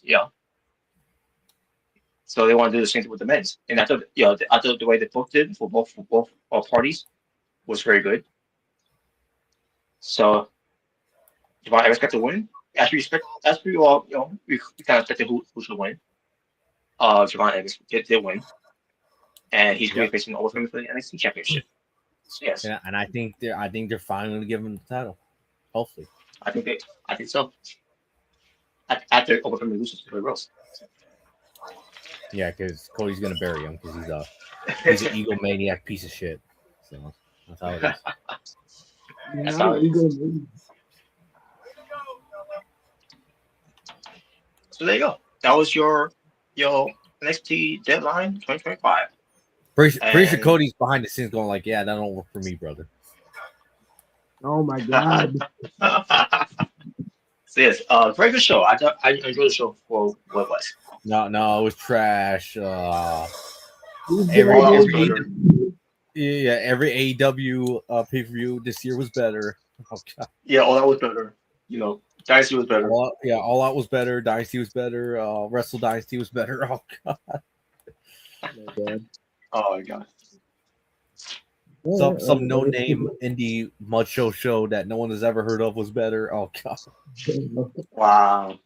I guess we do one topic. Yeah. Before we do. Wow. Before we do, you said Meltzer also give his star ratings. Apparently they're not out yet, so we're gonna have to put that on hold for now. Damn it. Yeah, well, I'm pretty sure Meltzer probably would have rated every match. Oh, every match was 2 stars, 3 stars. Oh. Yes. Yeah, every match sucked. All right. Yeah, I mean we all know how Uncle Dave is. So. Yo, Uncle Dave.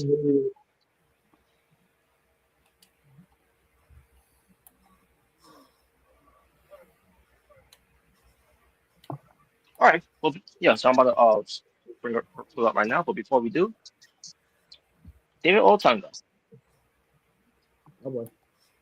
Oh yes, here we go.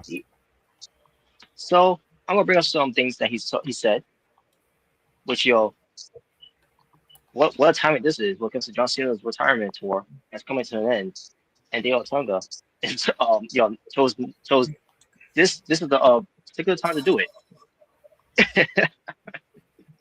He's a hater. Wow. But it makes you wonder why will he brings up now all of a sudden? Why he could have done this years ago? Not saying at that when it happened. I'm talking about whenever because obviously all he's doing ain't with the WWE anymore. Doesn't mean he doesn't mean retire or anything, but Yeah, he doesn't work for WWE anymore, obviously. Yeah. Don't know how long it's been when it comes to it, but yeah. So he brings up now, like, okay, maybe we'll trigger him as he's watching. Because I'm pretty sure he's still watching the product. Maybe what trigger him is the whole thing, when they do the whole.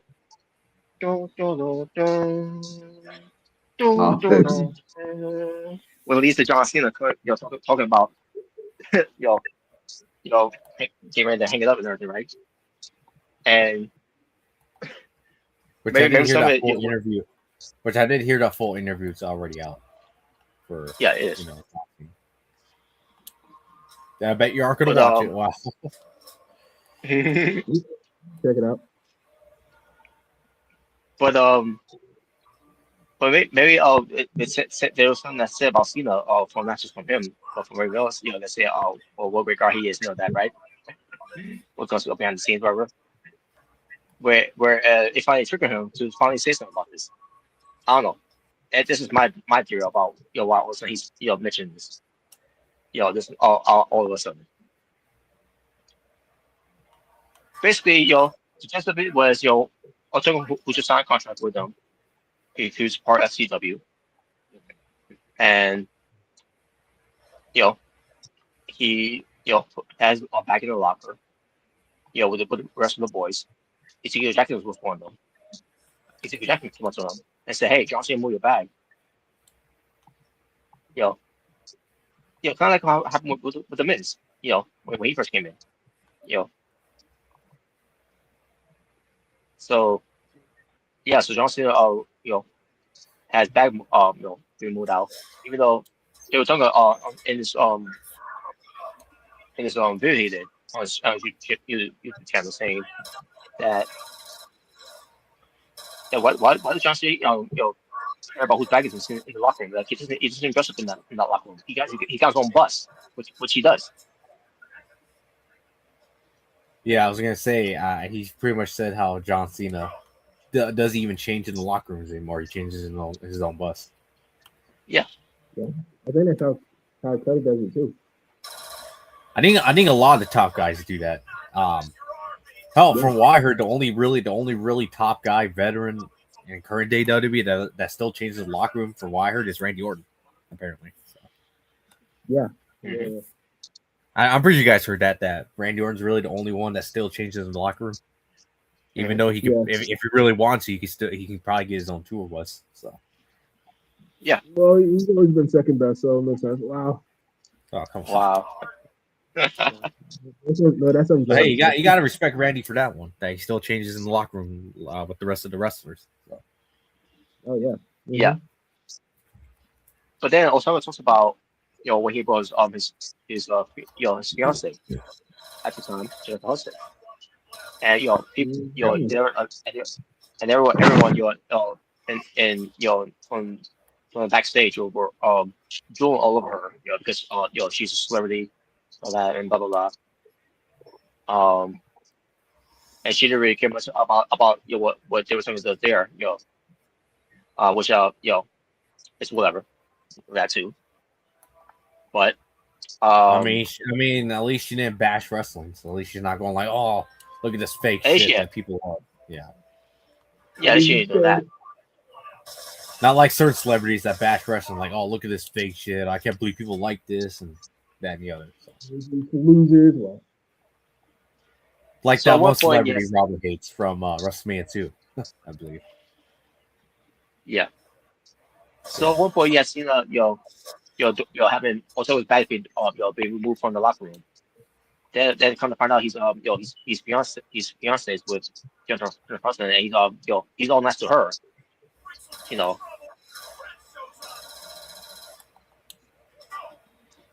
So then we get to the NXT to the Nexus things that happens where first off the NXT thing first. John Cena over David Otunga when they were first being acting partners. When David Otunga was the acting general manager, if anyone remembers that. Or when he turned on John Cena. Oh yeah, I remember that. Yeah. That's when Batista was still around. Yeah. So yeah, they were a tag team. I don't remember who they. Oh yeah, it was Strowman's. Yo, that failure tag team. Um, but yeah, they was going to tag belts for them, but no, they were trying to turn on them, and that was what the same year that Batista and Cena was feuding, at WrestleMania. Mm-hmm.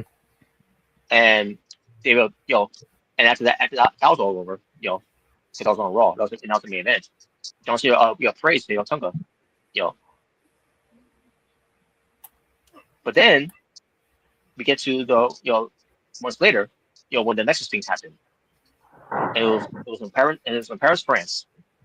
David Otunga and Wade Barrett teaming up against John Cena and Evan Bourne. Okay. And you got Dustin Rhodes, who's an active member of the roster, but also was going to play a role as an agent, later on. But in this case, you could say he was playing a role of an agent, but also where they need him to do something, as Goldust, he'll do it. So, yeah, Dustin I'm gonna Rhodes, say, if I remember correctly, at that time, or actually, I think for the rest of his time in WWE, he was mostly an agent, right, or something like that. Yeah, but he would still obviously be Goldust from time to time. Yeah. So, Goldust, Dustin Rhodes, basically, gave him a suggestion what to do, which was, which he was, I'm pretty sure he was also producing the match as well.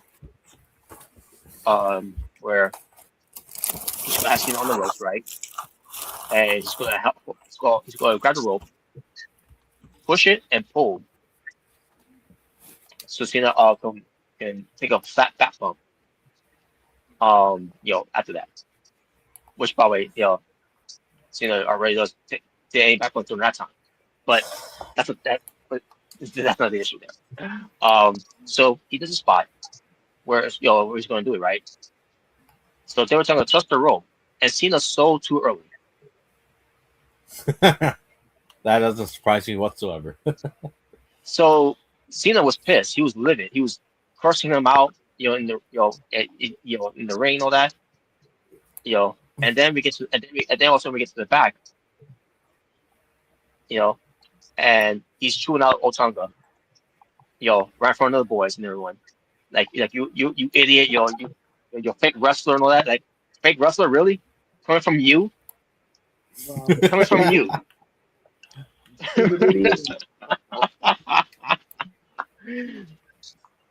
Everything you did in that ring was fake. Well, no, The punt from the and look, no further, on that same year, by the way, remember the Final Shuffle when when the Nexus debuted, destroyed the ring and everything. When he did the Final Shuffle, CM Punk, his first day even hit him. And also, let's not forget the shitty ass STF that he does. Oh, that's not I forgot that either. And that was on that night that Otunga lost all spread of the guy, CM of Cena there. Oh yeah, and don't let's not forget the ass bumps. Oh man, and also I love how also say you sold like shit too, by the way.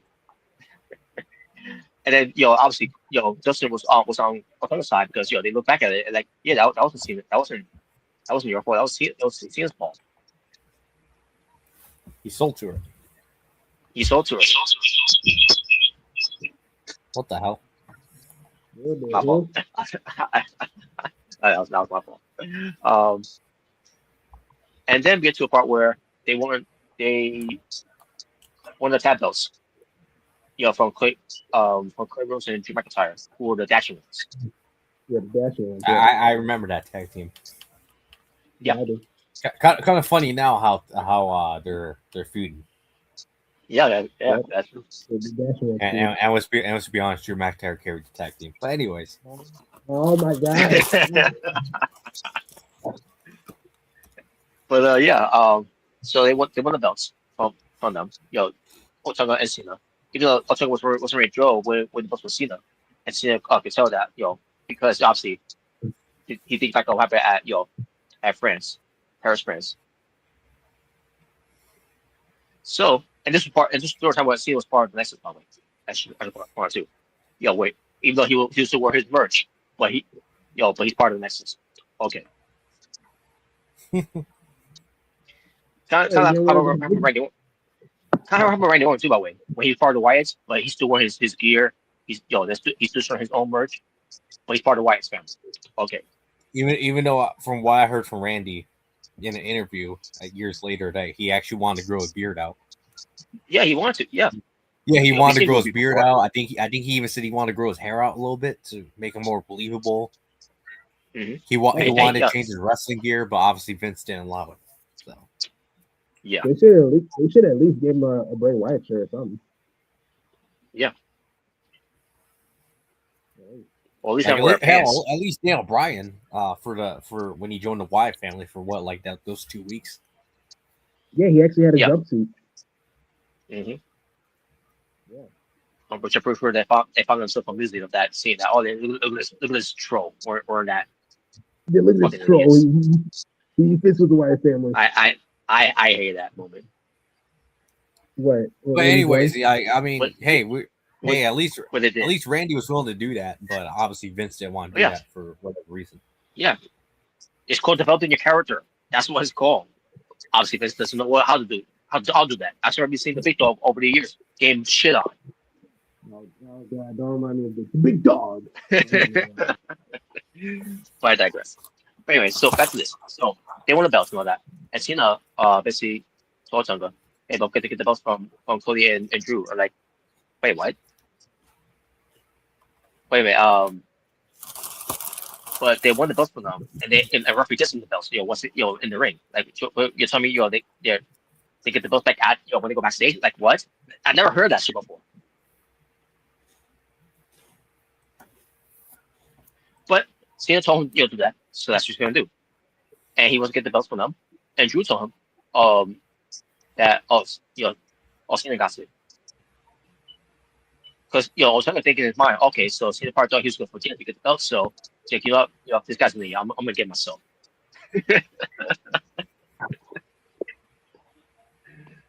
Wow. I'm not saying that's what he said, but I'm just saying. That's part he was thinking. Well, this is very interesting. By the way, since we're on the topic of John Cena. Yeah. John Cena has signed a 5-year contract to be an ambassador of WWE. Okay. Oh, really? Yeah. Okay. So he could probably do that. Yeah, when he's retired. So. I wouldn't be surprised by at some point after his retirement, he also signs a Legends deal. I wouldn't be surprised. Oh yeah, I can. Yeah, I can see that. You're most likely making up some special appearances and stuff like that. So. Yeah. Oh yeah. But yeah, so Otunga, said, okay, so Cena's got the belts. That's great. Then we get to TV on Raw, and Cena's pissed at Otunga. Someone so that told Otunga that Cena's pissed. You gotta apologize to him, because the belts. You didn't get the belts. So Otunga's trying to find Cena, and and Cena was trying to avoid him. And then when Otunga finally got to him, and tried to apologize, and apologizing to Cena and all that and everything, and Cena did not respond at all. He didn't say anything. So Otunga in his mind thinking, I think Cena was trying to rib Otunga when it comes to that whole thing, and maybe the rib didn't work out as he thought it would. And I was just like, obviously I knew what Cena was trying to do. It's the same thing he's trying to do with other guys like Alex Riley and others, trying to get them fired for So. Yeah, and I'm pretty sure that's what he was trying to do with Otunga, because people saw a lot of potential in Otunga. Even I saw potential in Otunga. Yeah, he was a rookie, but especially the A-lister gimmick from NXT. Yeah, and that's funny because before the Miz stole it, obviously. Yeah. Oh yeah. It's all about me. It's all about the power. Yeah, I'll be honest. I always thought he had more potential as the A-lister. When he had that gimmick more so than the lawyer. I'll be honest. Yeah, I agree. I mean, it makes sense kind of for the lawyer since he actually was a lawyer. Well, he actually went to college to be a lawyer. So. Yeah, he went to law school. Yeah. So just about how when he worked with Dustin, Goldust, what goes to because he always praises Goldust always praises Otunga, and everything. And when Otunga makes a mistake, Goldust is not gonna berate him and all that. He's like, we'll just work on this and all that, and whatever. He'll be professional about it. Unlike Cena, who's just go nuts on him, like you got you're a fake wrestler, bro. I'm gonna get you fired. You go back to FCW. You get nothing. You get nothing. It kind of reminds me of Shawn Michaels back in the '90s with the outbursts. Yes, pretty much. So then we get let's not forget what Shawn did. Let's not forget about what Shawn did to Vader at SummerSlam. Yeah. Oh yeah. He tried to get fired too, by the way. Yep. But so then we get to the part where Otunga had to give up the belts, to Heath Slater and Justin Gabriel of Nexus, just to punish John Cena. But also, as I say, you're also punishing David Otunga. But David Otunga, he's fine one. He's got gold in WWE. The first guy, doing gold from Nexus, and he's already got to give the belts away, to Slater and Gabriel. And he's doing acting. Goes to he's being upset and frustrated. And Cena wasn't there by the way. I don't know if it was in the second or not, but either way. But it was reversed by Freddie Prinze Jr. And Freddie Prinze Jr. saw potential. Fred. Freddie Prinze Jr. Has also potential in Otunga where he could be a very good actor, which I can see that too, by the way. Mm-hmm. I mean, it's saw in the movie The Call with Holly Berry. Yeah, he did. I thought he did a great job in an officer. Yeah. Yeah. So Freddie Prinze Jr. He's another one who was never a fan of John Cena. And we'll get to that part. We'll get to it. So here we go. So after that happened, Cena is pissed.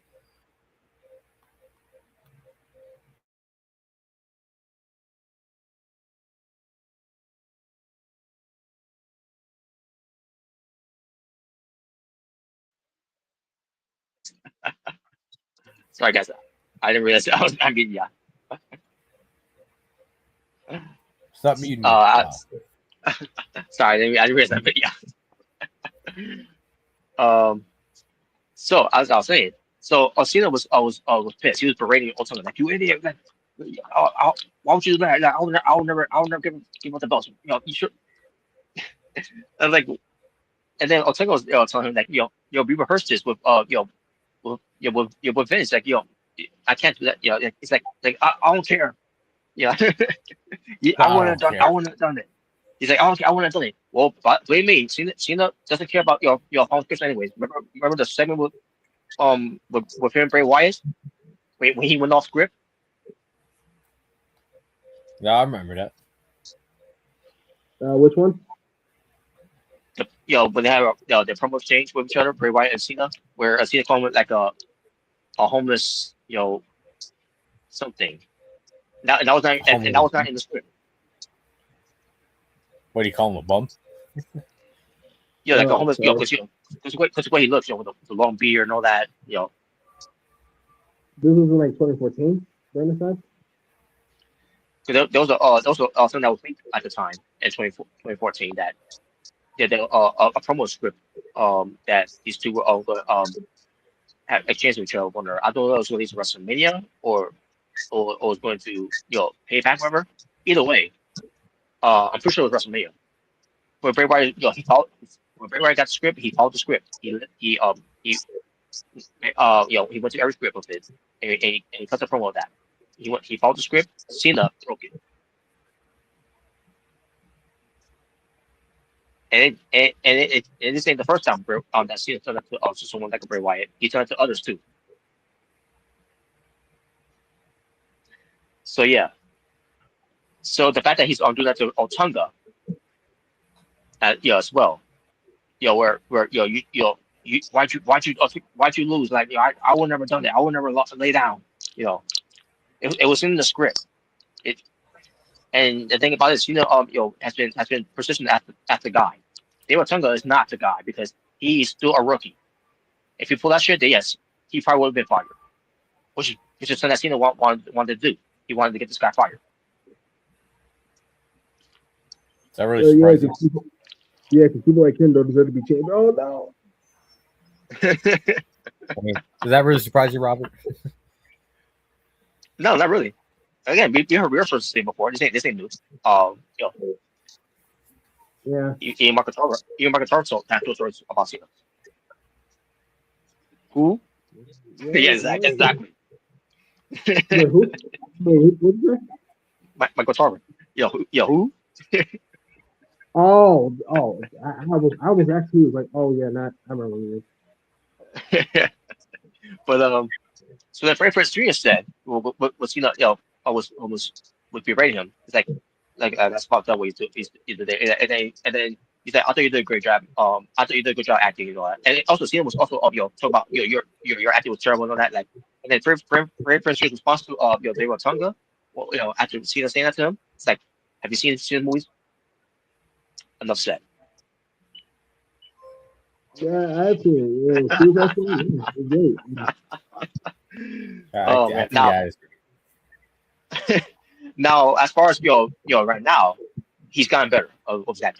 After seeing the Suicide Squad, yeah, I think I saw a little improvement there from Cena. Yeah. But at the time, yeah, I can agree. And Freddie Prinze Jr. Said he knows acting, and Cena, yeah. Well, Freddie Prinze Jr. actually was an actor, so yeah. I mean, hell, he was literally Fred from Scooby Doo, like. Yeah. Yeah, that's what he's known for. Wow. So then, just like MJF said, you're only known for being in a movie with CGI dog. Wow. Yeah. So then he gets to the Scooby Dooby douchebag. The Scooby douchebag. Yep. Wow. And then he gets to a story about how, and this is not part of this John Cena video. It was the Nexus thing, the rise and fall of Nexus, where Otunga brings up that Nexus was to go over on at SummerSlam because of the Haas thing, but then Cena had to change because he wanted to send people home happy and he wanted his receipt back. That was his reasoning of why the Nexus got buried, because Cena just had to get his receipt back. Yeah, which is definitely one of the things I don't agree with. Obviously at that time. Yeah. Well, Robert, you don't think he deserved it? Wow. And even Cena so himself, much. Cena himself got a mistake. And obviously, what happened at SummerSlam was not even better because he also booked where he's going to take a DT on the concrete floor and kick out, and then beat them. Wow. Yeah, that makes him look strong. And then the whole thing where the next night Darren Young has to be kicked out of the Nexus because the story was every Nexus member is going to be in a match against the superstars, and if they lose, they'll be kicked out of the Nexus. And how I run it, that it had to be Darren Young to be the one to be kicked out of it. The black jump, Huh. Yes. And someone's probably taking the time like, well, that's it, he's done. He's gone in the next 2 weeks. Luckily, it still kept him. Yeah, he's making $1 million moves, But millions of dollars.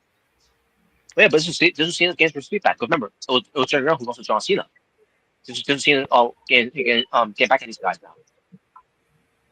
Yeah. And then we get to where Cena was going to take care of Otunga with steel chair, and he's waiting on him. So now the script was he's going to lay on him like maybe 5 times, maybe or 4 times. But Cena was doing it too hard on Otunga. So once he hit the second one, I was like, fuck this, I'm out here. Because he knew what Cena was doing. He was getting receipt back.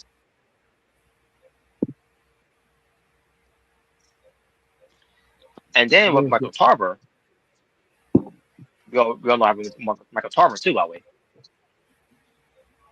The moment that Cena joined Nexus, he took care of Michael Tarver in the ring so much that Michael Tarver ends up getting injured from the elbow or whatever, something like that.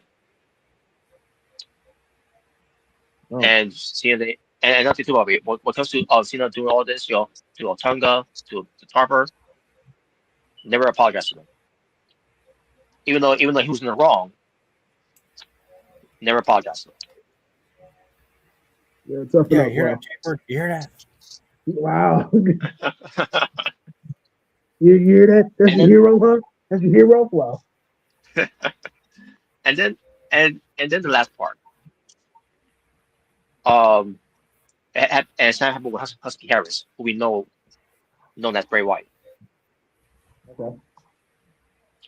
So it was when the Husky Harris was to be part of the of the Nexus, I should say, with Michael McGillicuddy, who we know as Cursed Axel. So Husky Harris at one point poked Cena in the eye for real, which was an accident. Cena berated him as well. Mm-hmm. Basically saying he ain't ready, listening back to FCW, Sean, Husky Harris. Now obviously it happened right away, but at the same time, it's a blessing in disguise because Husky Harris was now a character that was going to get behind the work anyways because of the name itself. Yeah. So it was a blessing in disguise. He went back to FCW and then he reinvented himself as Bray Wyatt. Mm-hmm. And obviously, we all know what happened right after that. His momentum, Cena got received back by the way, because it wasn't enough to send back to FCW. He got received back by beating him at WrestleMania. Yep.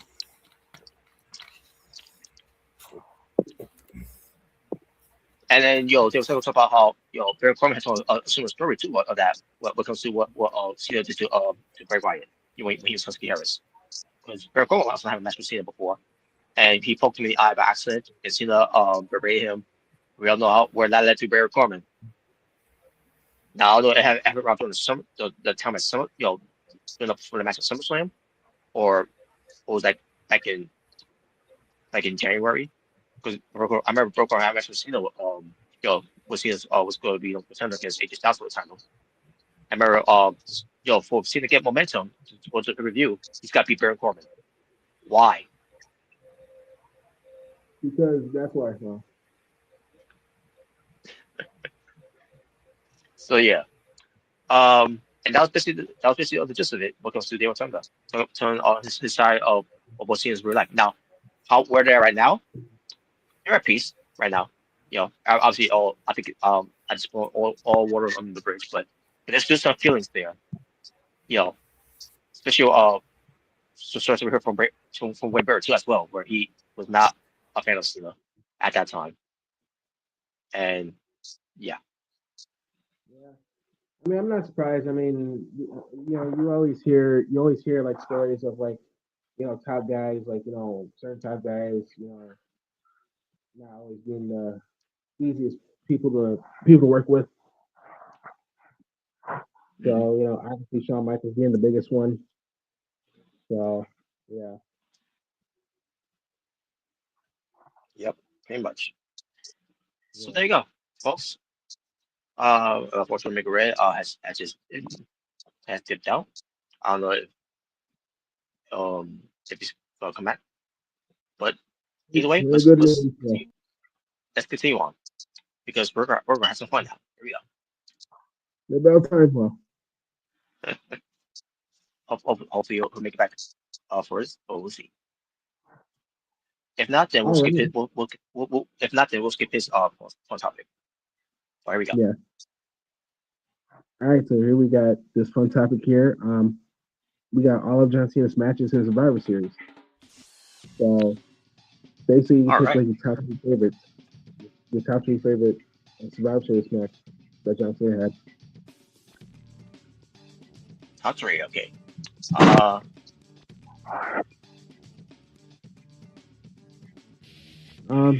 go. Yeah, you go. Yeah, you go first. Um, I'll go with Cena and Dominic. Recently that was really good. Mm-hmm. I'll go with Team Cena versus Team Authority. All right. And I'll go with Cena versus Angle. I actually did enjoy that match. 2005. Okay.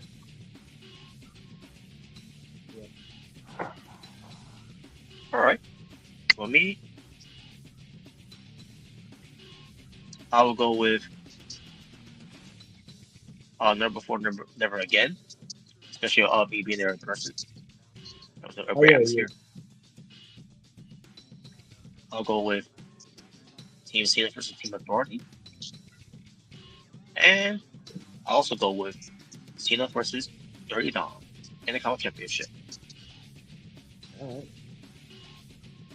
There you go. All right. Now we'll go to the next one. All right, so we got all the teams that Io Shirai, aka Io Sky, was in. Mm-hmm. So we got the Black Lotus Yep. from Lucha Underground. Yeah. You got Io Shirai and Zoe Stark from NXT. Yeah. We got Damage Control with Bailey and Dakota Kai. Sweet. We got Damage Control when the Kabuki Warriors joined. Yeah. We got Damage Control when they kicked out Bailey. Yes. We got Io and the Kabuki Warriors. It's just them. Yeah. Hell yeah. And they were gripping long gold. Yep. And we got Rio. Rhea Ripley and Io Sky. Yeah, people Rio, not Rio. Yeah, not Rio. Yeah, so for this one, you basically pick your top 3 favorite teams from Io Sky, Io Shirai. All right. I'll go with Damage Control. That was just only Bailey and Dakota Kai. I will go with Damage Control, where you have Asuka added to it and Bailey kicked out. Okay. And I'll go with what was left of, Damage Control, where Dakota Kai was no longer with the company. Where it was just to please everyone's Japanese fetish. Yep, pretty much. And my honorable, Rio. All right. Same as yours. All right. Now on to the next. 1 second. Okay, there we go. All right, this one's kind of a little outdated, but still. Yeah. Yeah. So basically, who do you want to see the most, return from injury? I know for Robert, it's Seth Rollins. So. I'm not saying Seth Rollins, obviously.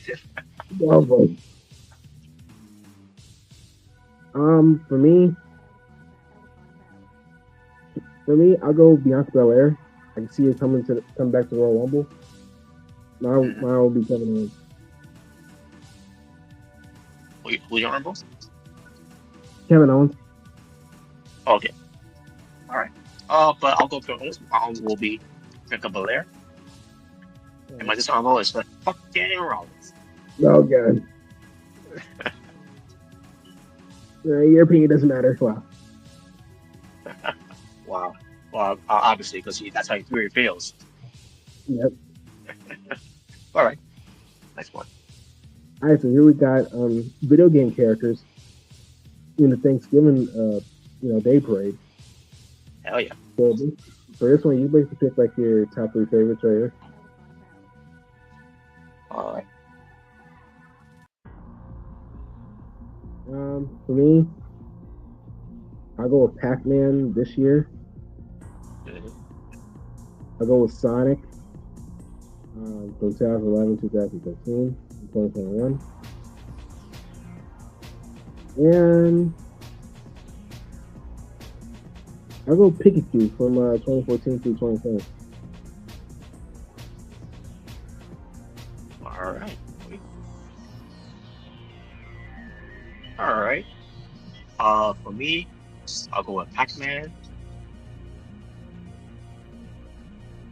I'll go with Sonic from the 90s. Okay. And I'll go with Pikachu from 2006. My honorable will be Angry Bird. Ooh.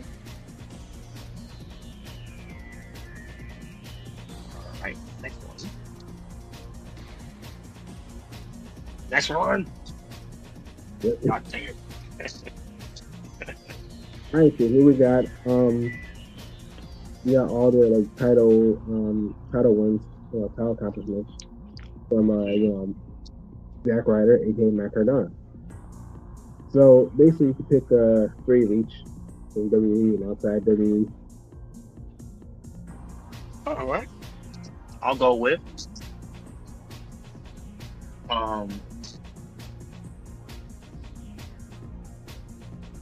when they first won the WWE Tag Team Championships. All right. I'll go with Zack Ryder as the Internet Champion during the whole Long Island IC. Mm-hmm. And I'll go with Zack Ryder being the United States Champion. All right. And outside WWE, I'll go with Matt Cardona win the NWA World Heavyweight Championship. Matt Cardona being the belt collector. And Matt Cardona being the Internet Champion. With this new Internet Championship. Looking very cool. My honorable will be the Digital Media Champion. All right. For me, same thing as yours as Zack Ryder, WWE Tag Team Champion, Internet Champion, and US Champion. For Matt Cardona, I'll also go with the Internet Champion, the belt collector, and I actually go with when he was the GCW Universal Champion. He had the spinner belt.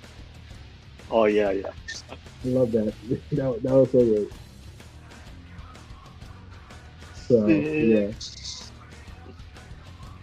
that was such. He was the best thing about GCW belt.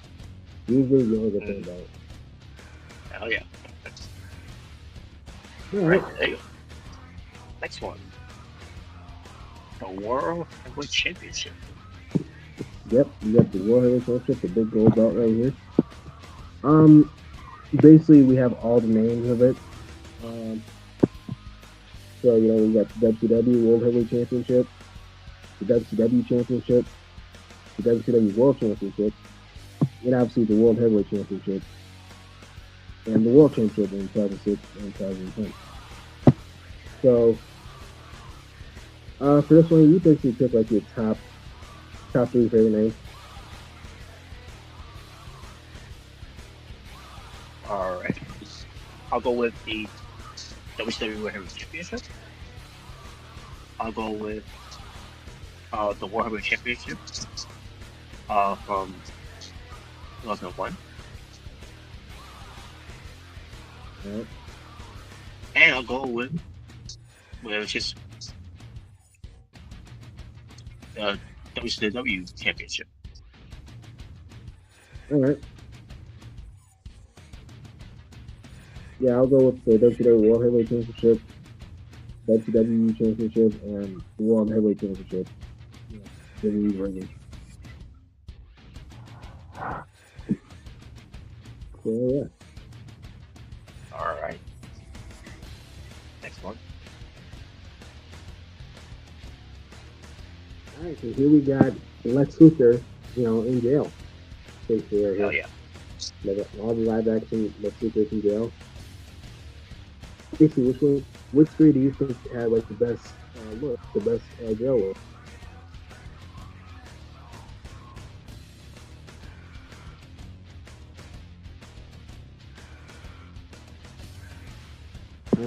I'll go. I'll go with Superman 2. I'll go with Smallville. And I'll go with Peacemaker. All right. Yeah. For me, I'll go with Superman. Doesn't matter if it's Superman 1, 2, or 3, either way, you know. But typically it wasn't in part 3, but either way. But you know, original Superman. But I'll go with Smallville. And actually, I haven't seen Peacemaker yet, but based on how you know the rest of the year looks, yeah, I'll go with Peacemaker. What that's for.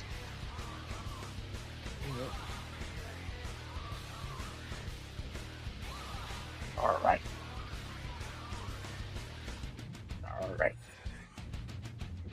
Here we go. All right. So here we got theme songs from Swerve. Yeah, Isaiah for Scott. Right. James Strickland, Swerve Strickland, whatever you call him. So as it says here, what's your top 3 favorite theme songs from Swerve?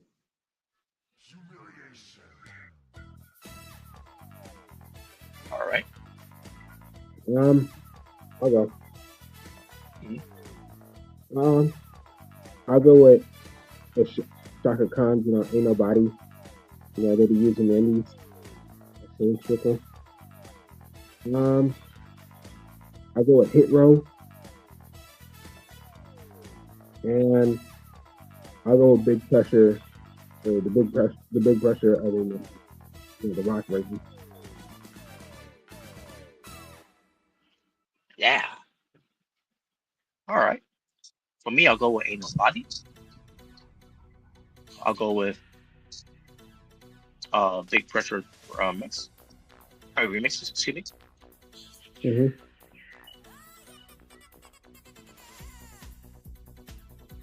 And I'll also go with Hit Row as well. All right. This new one is it's growing on me a little bit, Most Dangerous. It's not bad. Yeah. I still prefer Big Pressure remix, I think that's iconic in song. But still. Oh yeah, definitely. All right. So now we're gonna skip ahead on Mayor's topic. That's what it says. So we'll go right ahead to mine. See. Okay, here we go. All right. So we got here Michael Jackson. Mm-hmm. Yes, much for another one-hit wonder here. Yep. Just look at this as a good example of it. That was easy for cosplay stuff. Anyways, so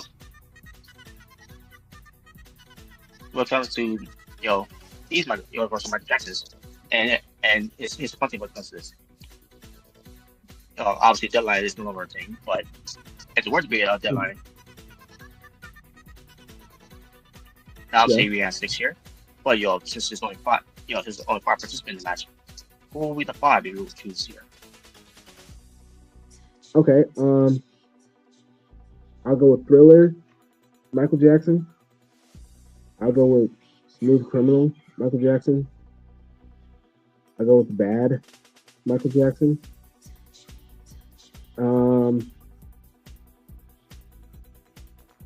Does that mean this picture or it be anything? This has been a picture, by the way. Does that be? Okay. Since All right, so yeah. That's what I can find. So. All right, so my first one will be Beat It, Michael Jackson. And my fifth one will be Scream, Michael Jackson. Yeah, Scream from that. Janet Jackson too. All right. Yeah. So yeah, those are my 5. Oh shit. Wait. All right, cool. All right, for me, I'll go with Bad Michael Jackson. I'll go with Smooth Criminal Michael Jackson. I'll go with Stranger in Moscow, Michael Jackson. Okay. I'll go with Thriller, Michael Jackson. And I'll go Black or White, Michael Jackson.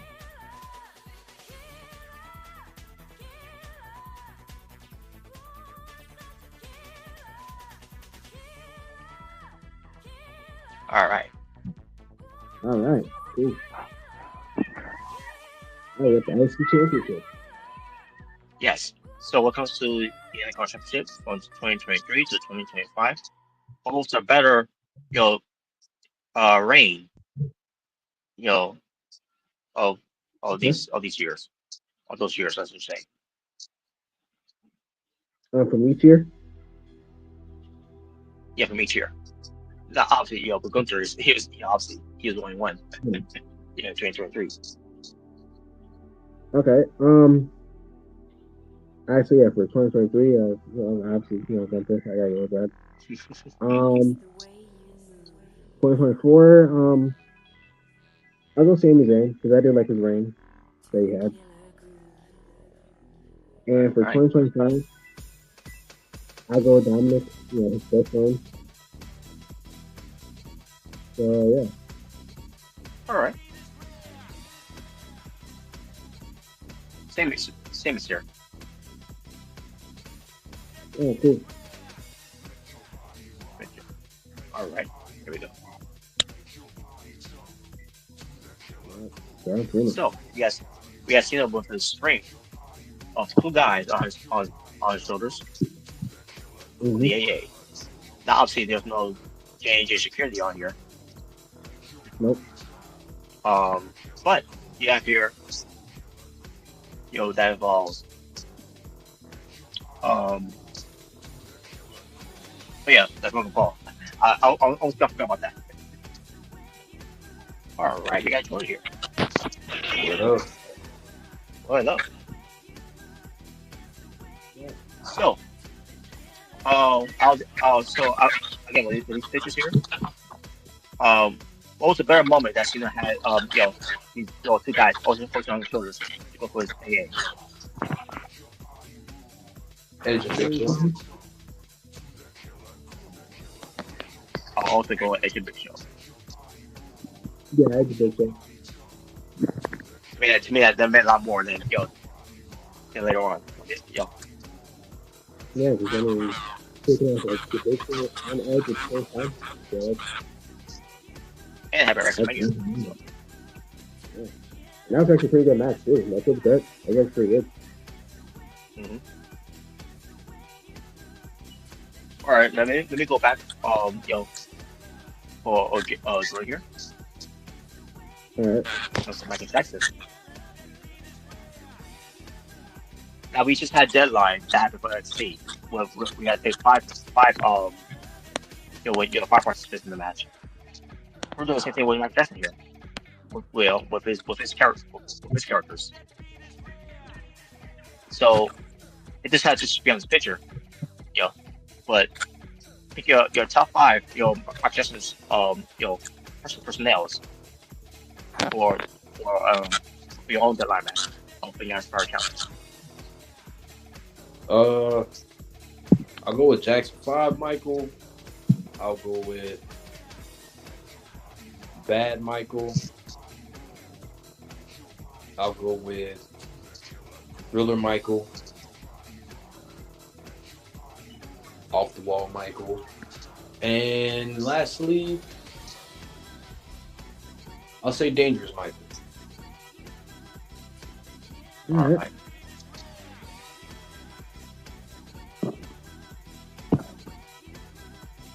Now for this one, Jordan, besides Gunther from 2023, because he was the only one that had the reign. But for the other years, who had the better reign as the contract? One each. I guess I'll say Sami Zayn and Braun Breaker. All right. Okay. Sweet. Yo, check this out. Yeah, check this out. Oh man. All right, guys. Now this is outdated, obviously, because now because you have FTR who are now the AWR Tag Team Champions, Also, and Mark Briscoe is the TNT champion now. Mark Briscoe is now the champion, and Samoa Joe is now the AWR champion. So we're not going to include those. And obviously, first of all, Okada, he never defended those after winning the Unified Championship. Yeah, I know Yeah. Yeah. So, I don't know why but when it comes to the current champions, who had a better reign? So you got to pick two. Okay, I'll go with He-Man, and I guess I'll go with the Ops, like the creative station. All right.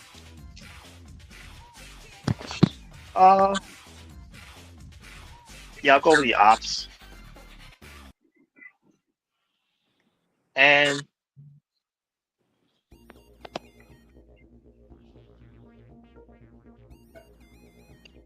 I'll go with the tag team champions. Obviously they're not champions anymore, but still, they have better reign. There you go. Jordan. I'll go with Mercedes and the Ops. All right. Get out. Yeah. So we got the Ops. Get out. What the heck? Yeah, but what landslide though? For the Ops there. All right. So for Bryan Danielson, who is your Mount Rushmore rivals of Bryan Danielson? SmackDown Bryan. Because WWE. So it's just Bryan Danielson, not otherwise. Okay. Yeah. Either way, All right, so I guess for Bryan Danielson, I'll go with Nigel McGuinness. I'll go with MJF.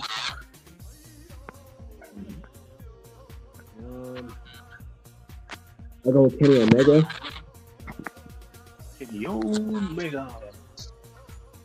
And I'll go with the Clay. I'll go with the Clay Plastic Bag. Wow. That's bad. No, seriously.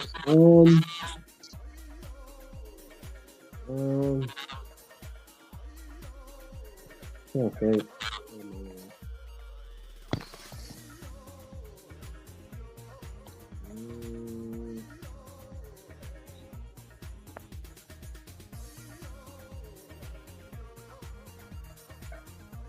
I guess I'll go Swerve. So,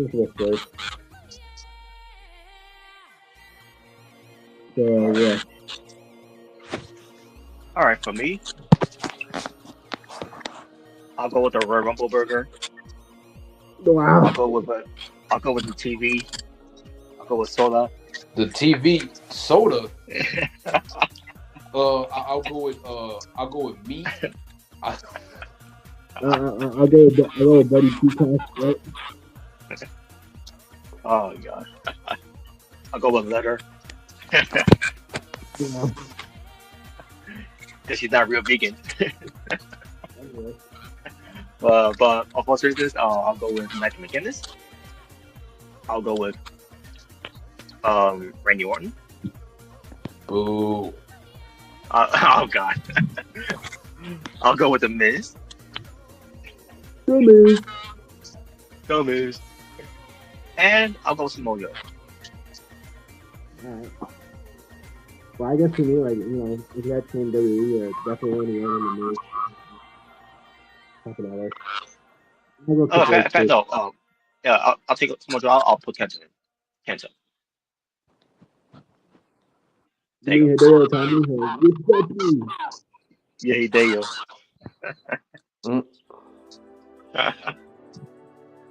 All right, Jordan.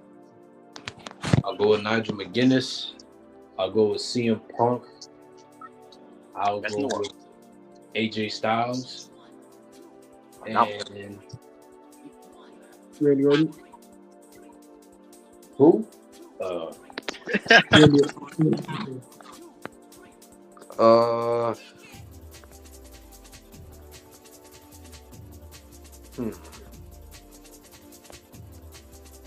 Guess I'll go with John Moxley.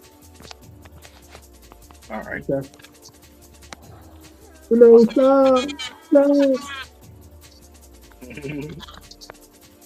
All right, next one.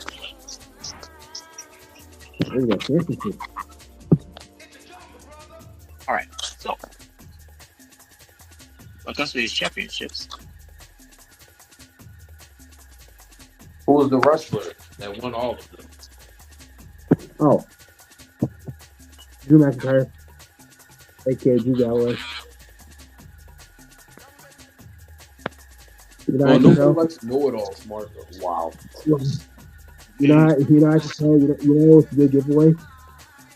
The freaking bracelet.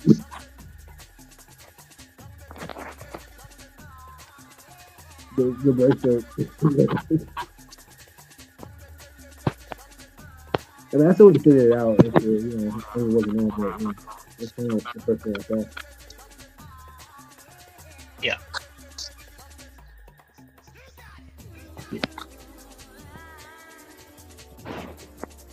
All right. Guess we can move to the next one. That's right.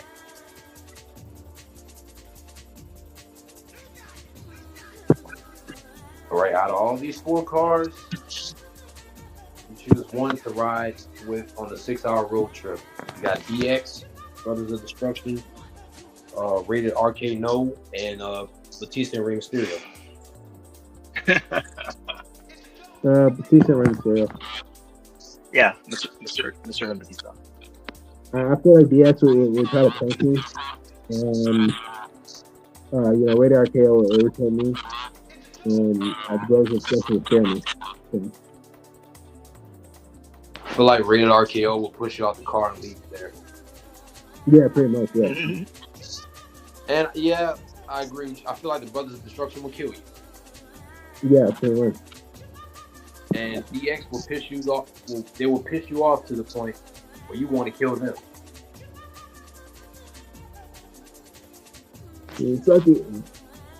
Yeah, Batista and Mysterio.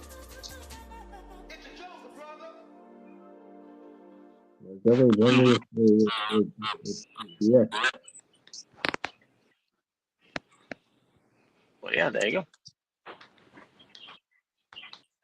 And that'll conclude the fun topics, folks.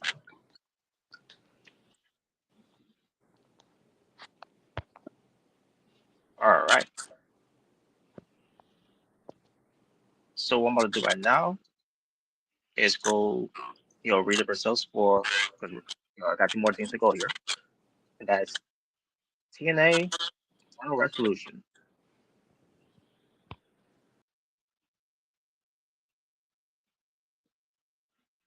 All right. So I'll find Soul here, folks. So here we go. TNA Final Resolution from December 5th, 2025, from El Paso, Texas, from the El Paso County Coliseum. You had your commentators of Tom Hennepin and Matthew Rayro. Oh, give a one, folks. I got to take your sign here. Yes, leave. There you go. So, folks, I didn't see the pre-show, so I'm gonna read the results of the pre-show here. And based on what I saw here in the pre-show, Cedric Alexander defeated Eric Young. And I'm like, wow, Cedric Alexander. I can't remember the last time he won a match in TNA, so he finally won a match, but at the expense of Eric Young, who's supposed to be saying that the cleanse is coming because he's out of his mind. So, but 7 minutes and 36 seconds lasted. I didn't see the match, but hey, Cedric won, so I guess that's good. Eric Young's putting over the young talent at the end of the day. Then we get the system that features Brian Myers, Eddie Edwards, and Moose with Alicia Edwards at ringside. in a 6-man tag team match against Bear Bronson and the Andersons, which is Brock Anderson and C.W. Anderson. The same as C.W. Anderson, who I thought was going to be retiring from wrestling, but he has to come back from retirement. Yeah, and he could do some tag teams with Brock Anderson. By the way, no relations at all when it comes to C.J. Anderson and Brock Anderson. Brock Anderson, obviously, yeah, if you remember who Brock Anderson was, he's the son of Arn Anderson. And as far as Bear Bronson, he's on his own since Bear Boulder, is toxic in the pro wrestling business now, and it was his own doing. So, that being said, the system won. They won the match, and I don't know what's this going to mean for these teams that lost. I don't know if they're going to continue on with these teams. Moving forward.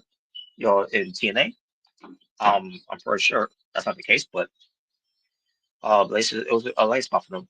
To be in this match on the pre-show, 6 minutes and 23 seconds, and there you go. So then we get to the next match, which is the opening match of the show, the actual opening match of the show. Mike Santana versus Charlie Dempsey, and they're calling this group from NXT that's interfering with TNA programming. They're calling them the NXT Outlaws. So that's the name we're giving them now. Which is better, by the way, because I was calling them the NXT Invaders.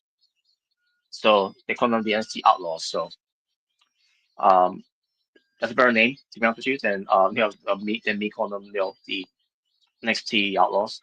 I mean the NXT Invaders, the NXT Invaders. So the NXT Outlaws, yeah, that's a better name. But they had a match, and Mike Santana won.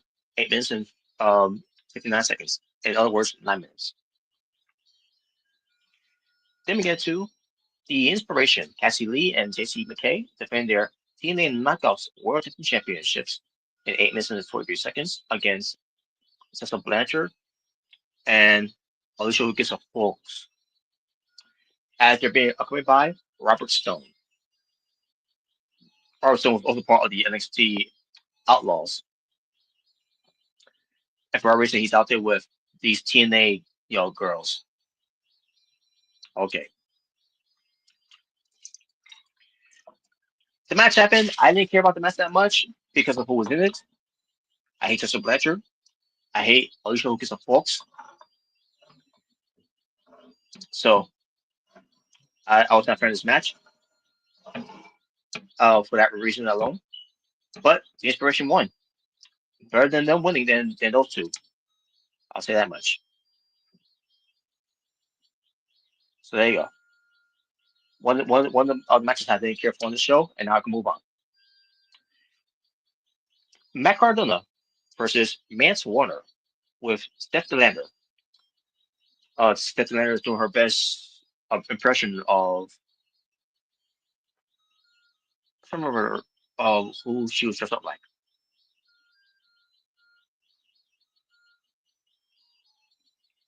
But whatever she was dressed up like, she's trying to go with someone that I'll think off the top of my head of who she was trying to be like. And it didn't look like that she was trying to copy that person at all.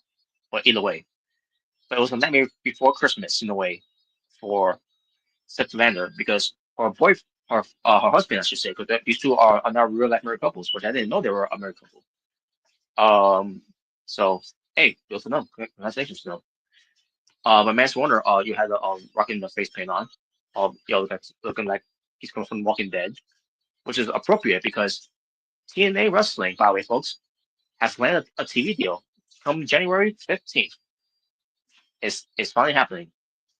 They're going to be on AMC, the home of The Walking Dead. So they started we got TNA Wrestling trying to blend in of Walking Dead with Mance Warner and Steph DeLander. Most of all with Mance Warner because of the face paint.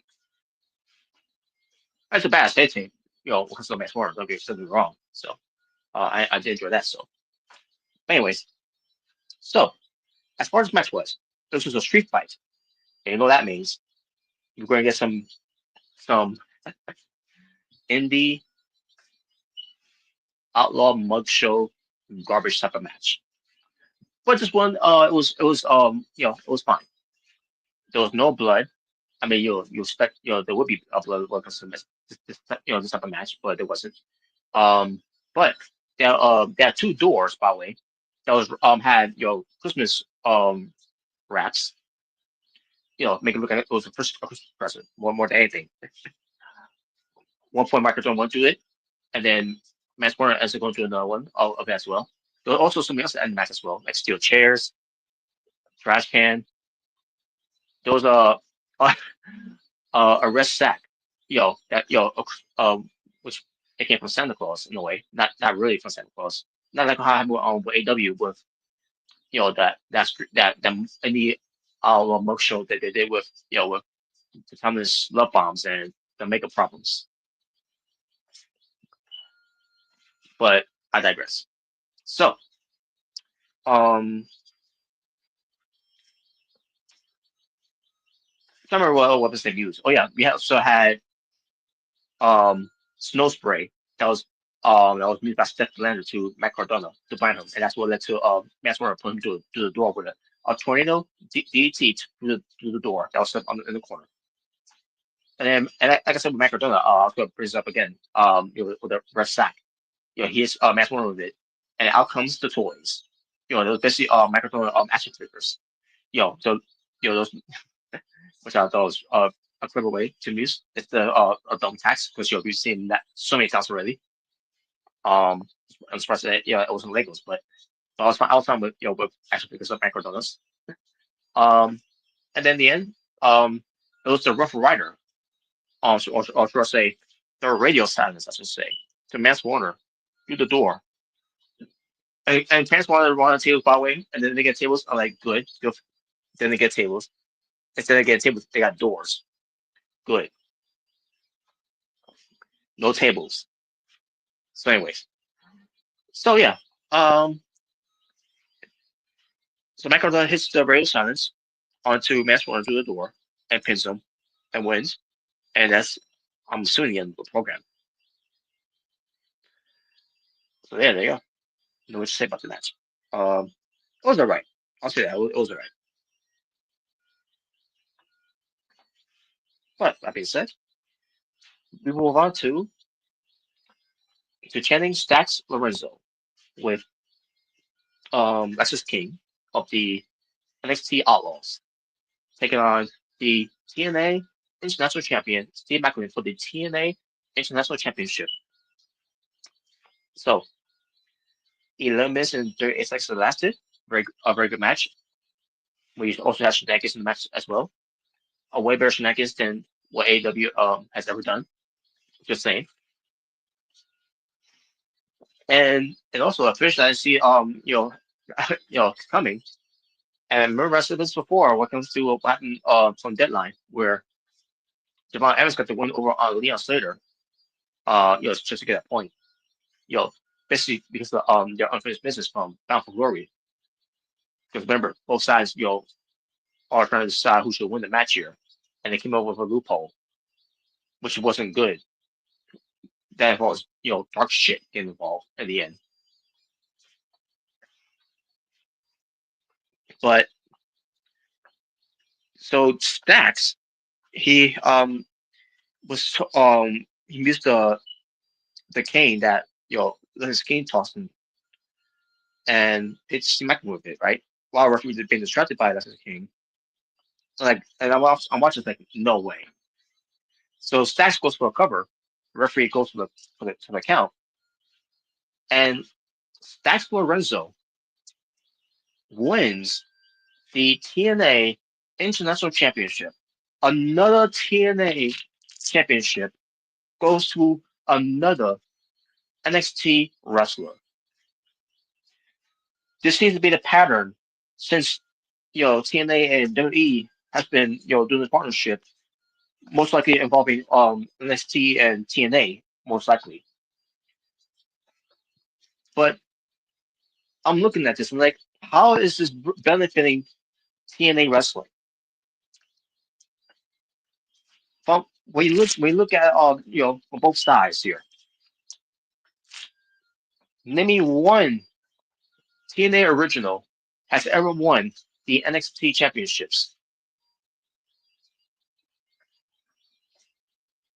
or forget original because they're not going to even let Frankie Kazarian or Eric Young for that matter. And I don't count. I already don't count the Hardys because the Hardys they may have been there at TNA for most of their careers. But let's not forget where the Hardys came from. By the way, the Hardys came from WWE. They're more so WWE guys than ever were TNA guys. So I'm not going to count them because they won the tag belts from Dark Shit. And the only reason they did it, is because they could say that they captured all the goals in all tag team goals, I should say, in WWE. And NXT was one that missing piece of it. So I'm not going to count the Hardys when it comes to it. Doesn't matter if they are signed to TNA Wrestling. Doesn't matter if they are part of TNA Wrestling. They're always going to be looked at WWE guys, the Hardys. Even when they're in the AEW, they still look at as WWE guys.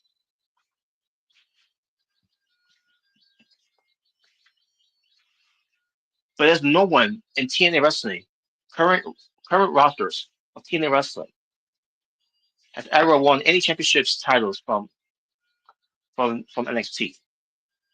Not Leon Slater. And why would he? He's already a champion for TNA. Not Joe Hendry.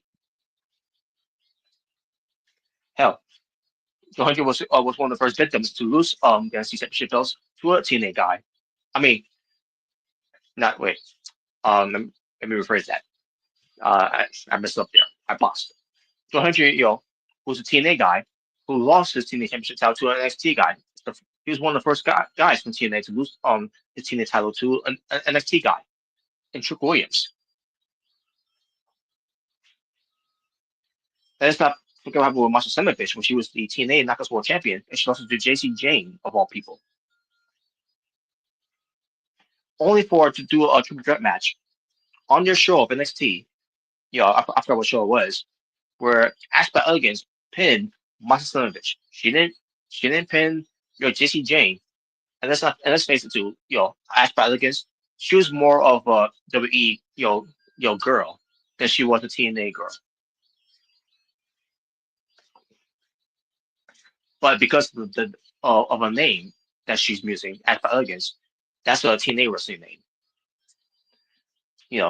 Or should I say a wrestling name that she chose to call her as outside of WWE, because her name was Dana Brooke in WWE. So I'm not going to include that much because at least Masha Semovich shows her path to be part of TNA wrestling. But JC Jane didn't lose the match, to lose the TNA Knockouts World Championship title, just for the belt to go to TNA. I think when Ash Elegance had to let go of the belt. And I'll talk about this briefly, by the way, with Ash Elegance. She is retired from pro wrestling right now because for undisclosed medical reasons that they're not going to share with us. And it's really none of our business. So whenever they want to come out of it, and I'm talking about Ash Elegance, wherever she wants to talk about it, she could talk about it, whenever she's ready to talk about it. Maybe when she write a book or whatever she wants to do. So don't think of this as a temporary, as a permanent retirement. I think it's gonna be temporary until she does come up, she come back to wrestling. I don't think she's really gonna be done.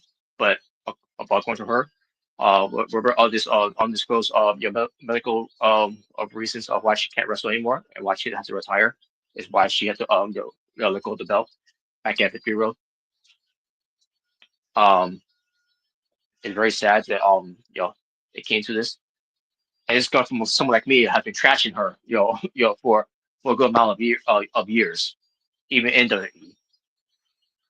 But I'm not gonna kick her. I'm not gonna kick her while she's down because of this whole thing that's happening with her right now. but looking, she's in good spirits too and all. So, she still has a home in TNA. She's going to have a a prominent role for TNA wrestling from behind the scenes. Even when they need her to do something, even if she got to commentate wherever, she'll be that woman to do so. Which, by the way, she did commentate in the Michael's World Tag Team Championship match. And I forgot to mention too, by the way, yeah, the Elegant brands get involved, and she claimed that she had nothing to do with that and all that. So she's like, she didn't tell them, that she's gonna be out there to commentate. Basically telling she was saying, she didn't tell the Elegant brands that she was gonna be out there to commentate. Just like she didn't know that the inspirations, not the inspirations, that the Elegant brands was gonna come out there to interfere.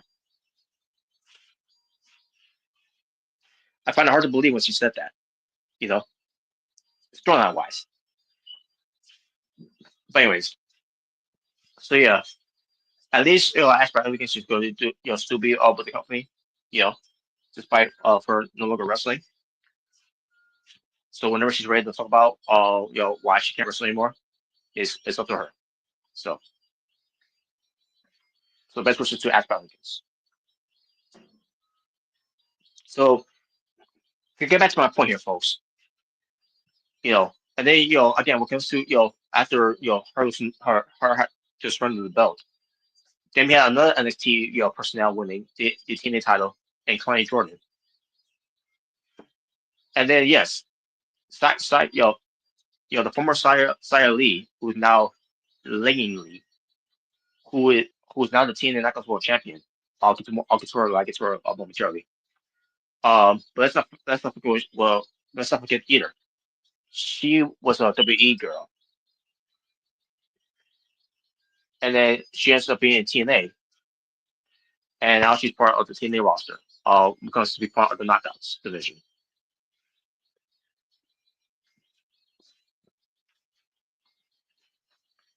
And now here we are, where we got Stacks here from NXT, winning a TNA Championship title again.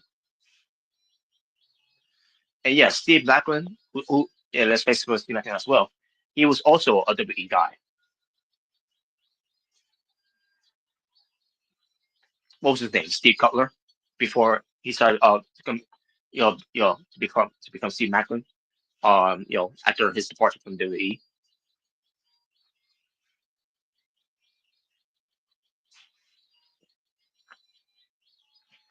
So yeah, folks.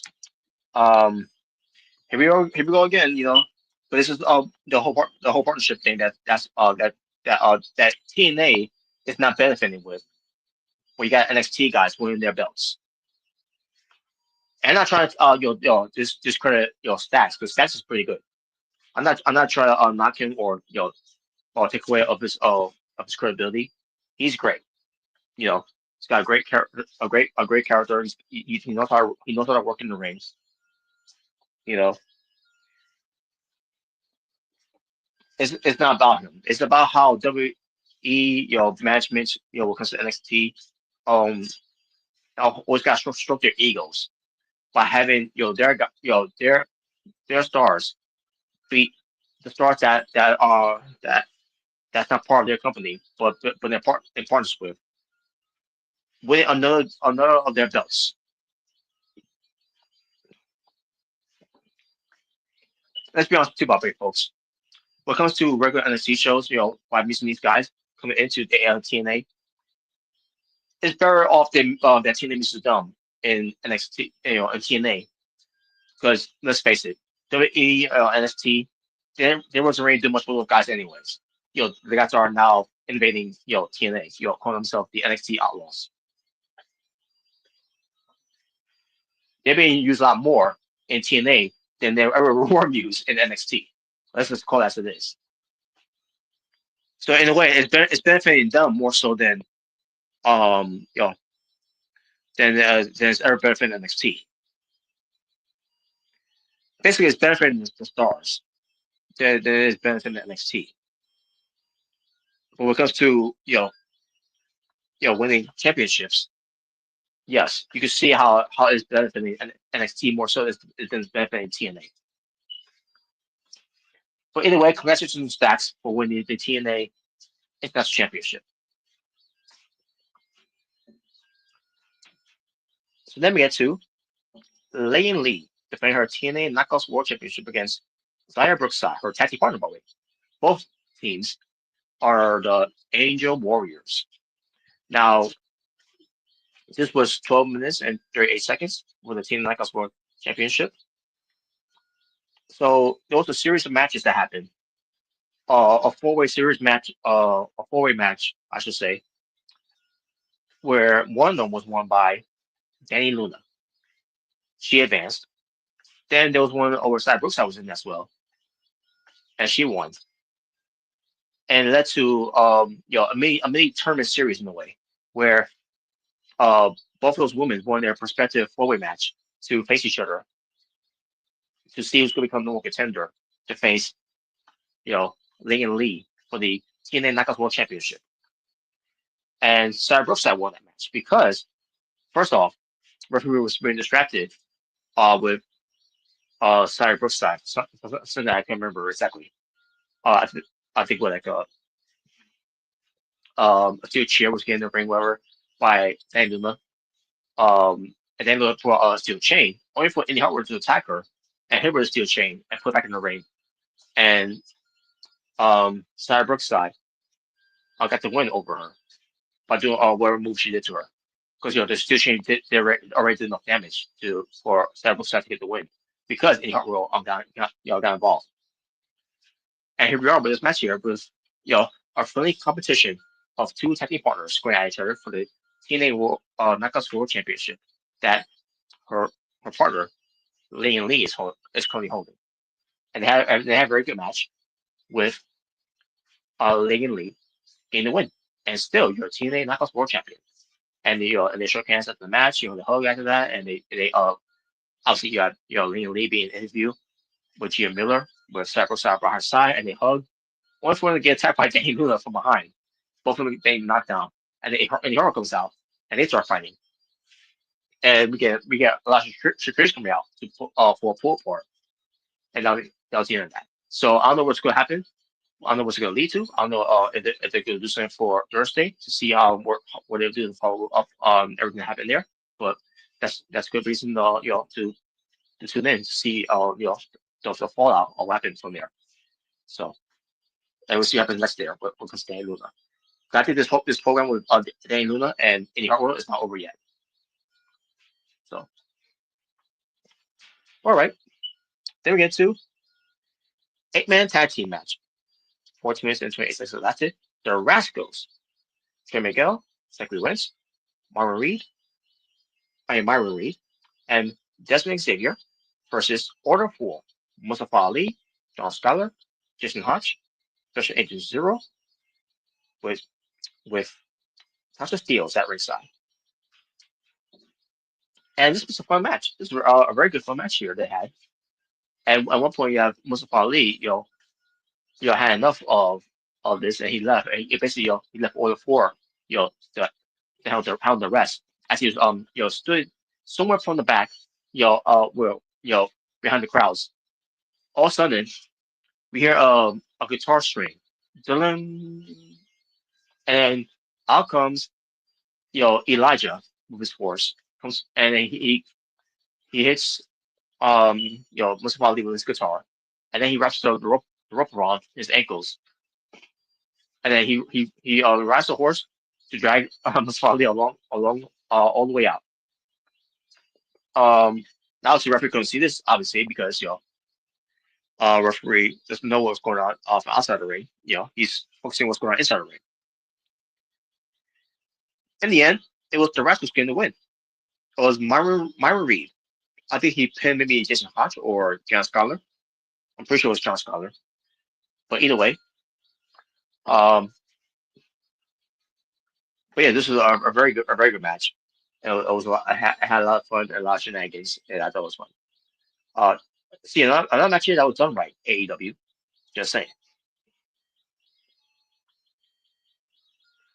All right, let me get the Hardys, Matt and Jeff, defending the TNA World Tag Team Championships against High Rise, which is Tyson and Tyrick. And they're being covered by Robert Stone. Actually, I don't remember Robert Stone was out there with them. No, I think he wasn't.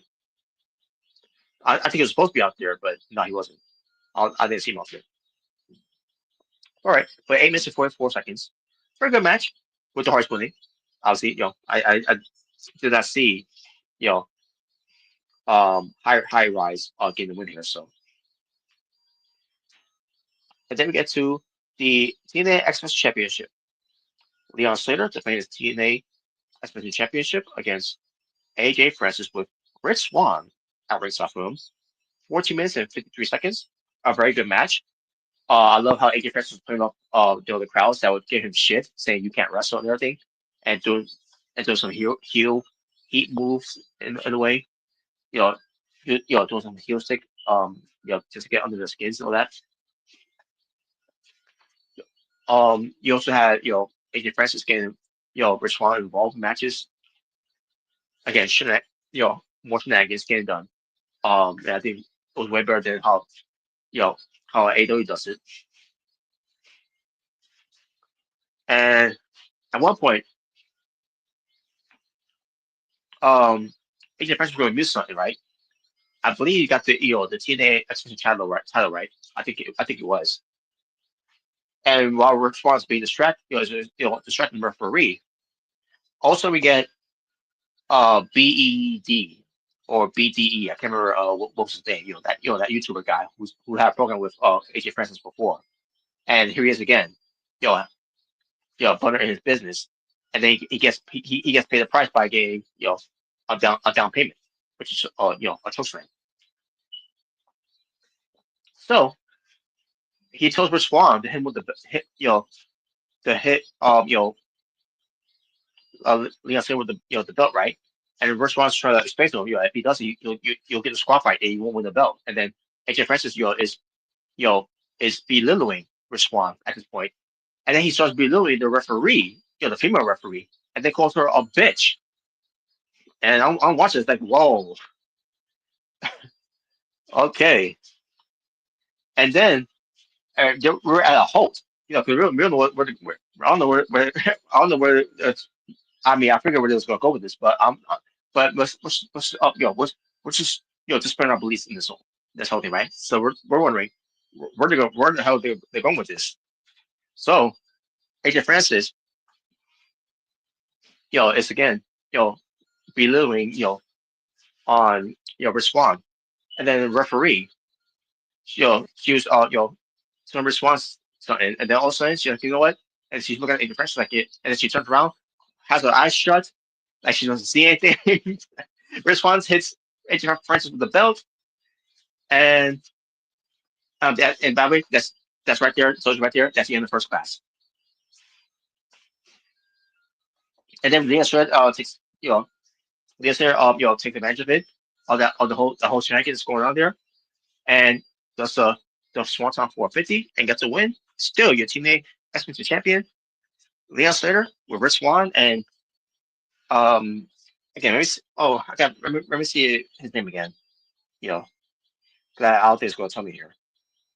Let's say go back to Turning Point, because I remember he had a match on Turning Point. Okay, I really don't know this YouTuber that much, anyways. Okay, BDE. There you go, BDE. The YouTuber, BDE. So BDE, stands alongside with Rich Swann, Leon Slater, and they, in victory, and because they got up and won up on AJ Francis because of his own doing, and there you go. So there you go. That was the match. It was a good match, and with some good shenanigans. Again, no shenanigans that was done right. AEW. And finally, for the TNA World Championship, Frankie Kazarian defends it against JDC. JDC one of his final matches that he's having for TNA Wrestling, because his final match will be in Genesis for 2026. After that, he's done. Saying that he promised his wife, what comes to the expiration date of him wrestling ever again. So So, Frankie Kazarian had an entrance. He was on a lowrider because this is El Paso. Viva la Raza, Eddie Guerrero. They're in Eddie Guerrero country. So, match itself was good. Frankie Kazarian and JDC. It was a good wrestling match. Both guys who were trained by the late great Killer Kowalski. Unfortunately, Killer Kowalski also trained Triple H, but that's not here or there.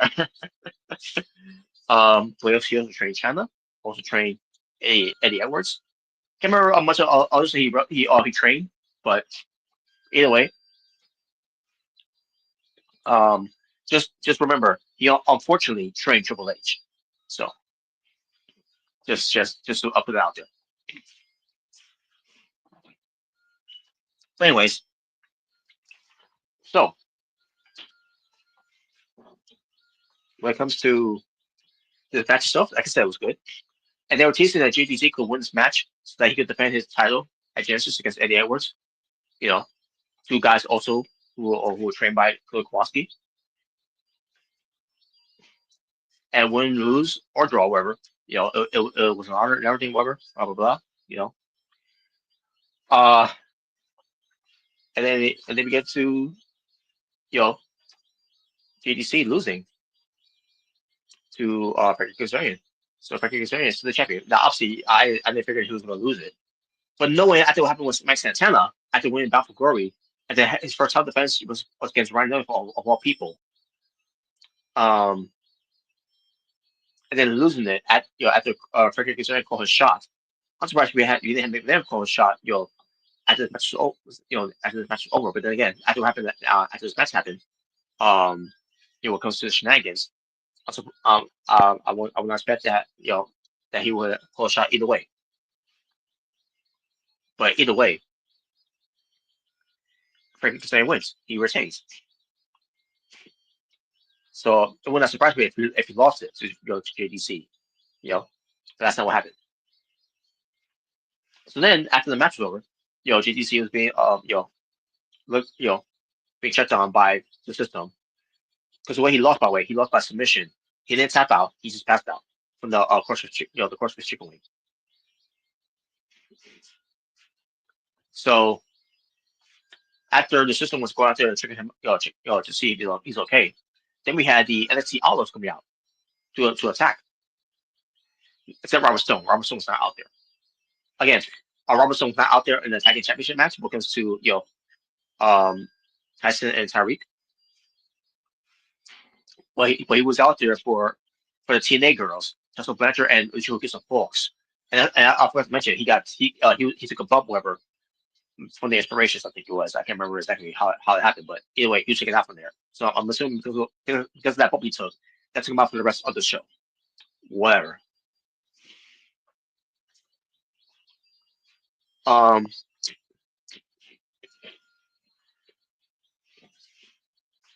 Either way. So the NXT Outlaws came out to attack the system. Then we had the Hardys, Mike Santana. I can't remember who else came out there. The system didn't come back in the ring, by the way. They I guess the beatdown they got from the NXT Outlaws was enough for them to stay outside the ring. Whatever. I can't remember who else was out there with them. I do not remember if Leon C was out there with them. I'm pretty sure he was out there. I don't remember if Steve came back out there for them. I don't know. But since Murray came out there, he shot things cool down, thing, and then Shakira's come out there, and referees come out there.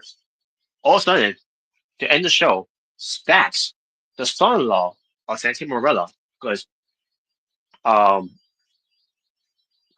think they're married. Are they? Stacks and Ariana Grace. Let me double check.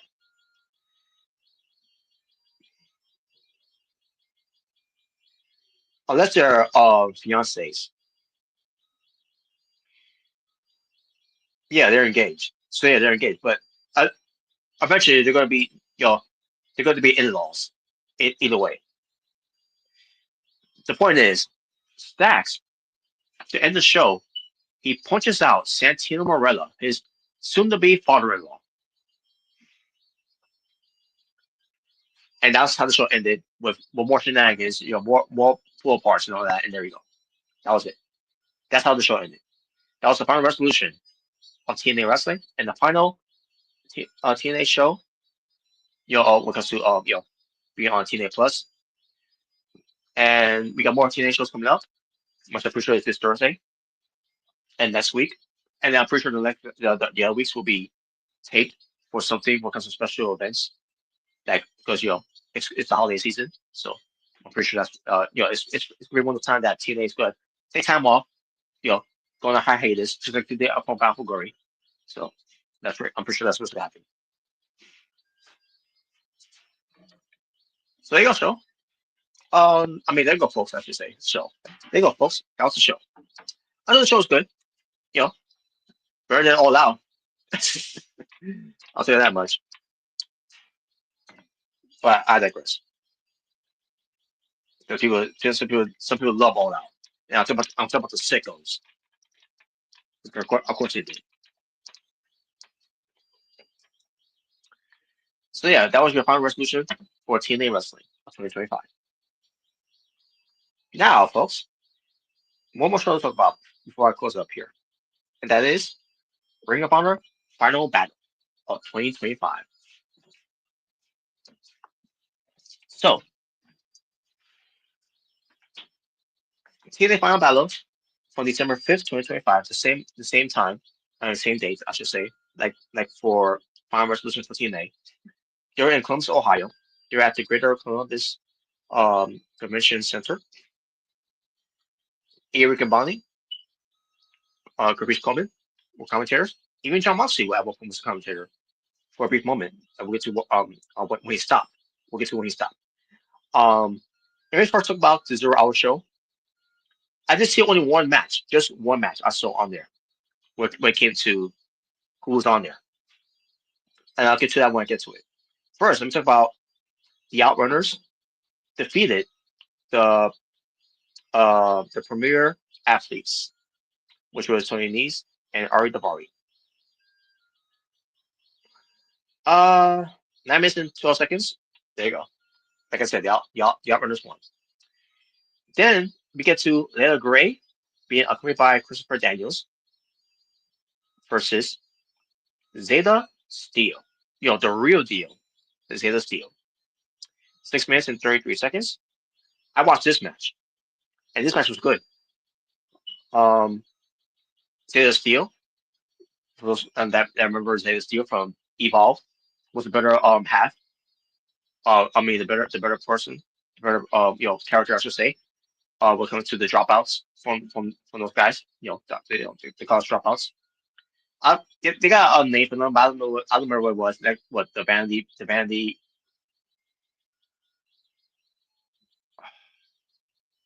Price, whatever. I can't remember. Who cares? They're garbage. Fuck them.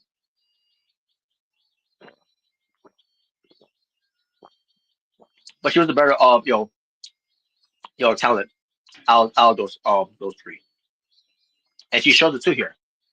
She took some good bumps. She did some good moves. They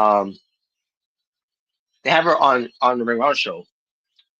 Promoting that she's gonna wrestle Little Gray, and it was all friendly and everything, that. So, and I want to talk about something weird here that happened.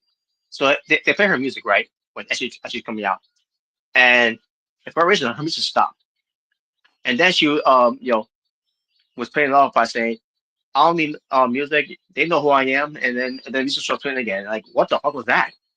I don't blame it. I don't blame Zeta Steel. She played her role fine.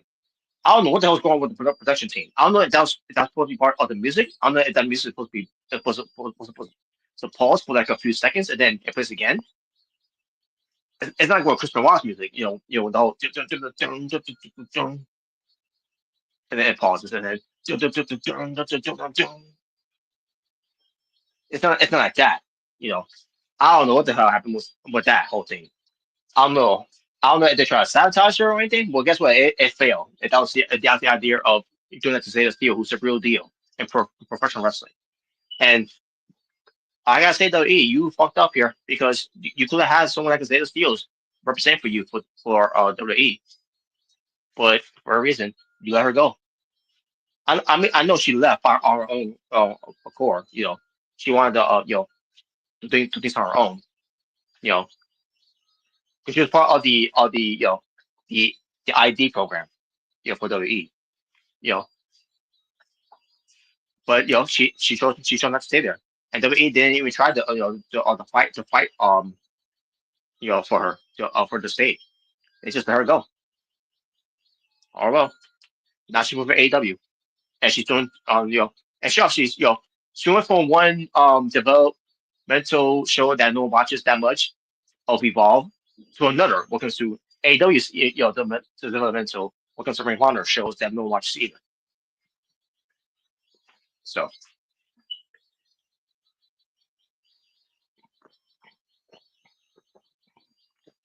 But she did very good here. It's not here. Obviously, I've seen some of her work before. She knows how to work. She knows how to present herself very well. And the best thing I love about Zeta Steel, she's a baddie with less makeup on. When you see a lot of women's, when they wrestle, when they're wrestling, and you see them have, like about, this makeup on and another makeup on and another makeup on, which is nothing wrong with that. I had no issue with that. And then as long as you don't worry about you're wearing too much makeup and then worry about you hit me where I just put my have my makeup done, you know you know it's whatever. But the only thing I know about Zeta Steel is that she she barely has any any type of makeup on her. She has less makeup on, basically on what I'm saying. So I can appreciate that with Zeta Steel. She doesn't rely on wearing those a lot of makeup on to wrestle. And obviously in this match was they look great. Zeta Steel didn't win; she lost. And after the match, they show sportsmanships, that, and there you go.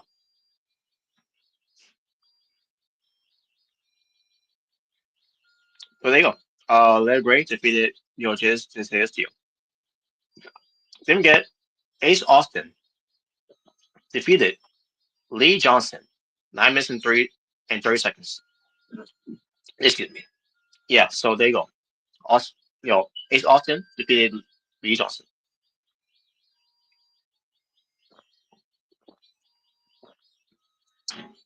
The Death Fighters.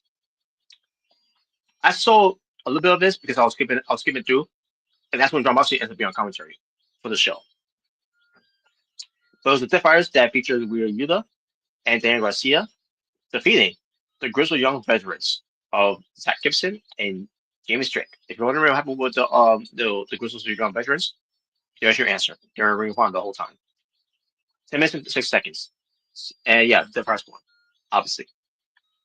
And Moxley stuck around on commentary. And I'll get to when he got off commentary when we get to it.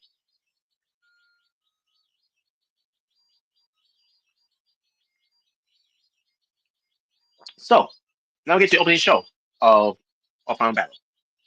The opening show featured the final of the Ring of Honor Women's Pure Championship Tournament with pure wrestling rules. 13 minutes and 51 seconds. The finals were that feature Deonna Purrazzo and Billy Starks. Let's recap the tournament here, folks.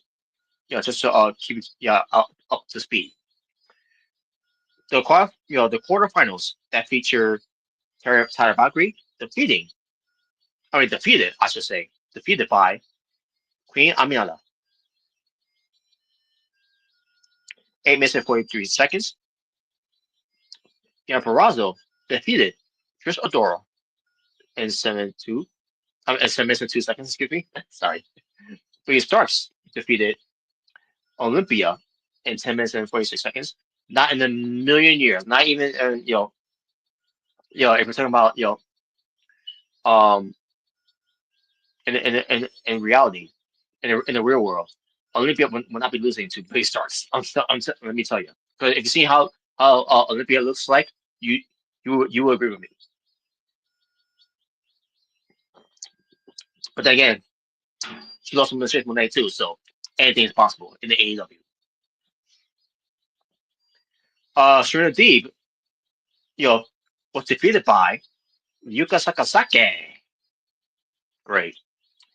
10 minutes and 31 seconds. Then we got to the semifinals. Queen Aminata, unfortunately, had to forfeit because she, it was around the time she got hurt, which is why she didn't compete on Guts at, at that time. Because she was be part of Blood and Guts during that time, but unfortunately she got hurt. So Deanna Prazo, gets a bye because of this. Lily Starks defeated Yuko Sakazaki in 10 minutes and 43 seconds. Good. And then we get to the finals here. As I said already before, Deanna Prazo versus Lily Starks. And they had a good match. And during in 13 minutes and 51 seconds later, Deanna Prazo wins with the submission with the double armbar, which she calls the. I can't remember how she called it again.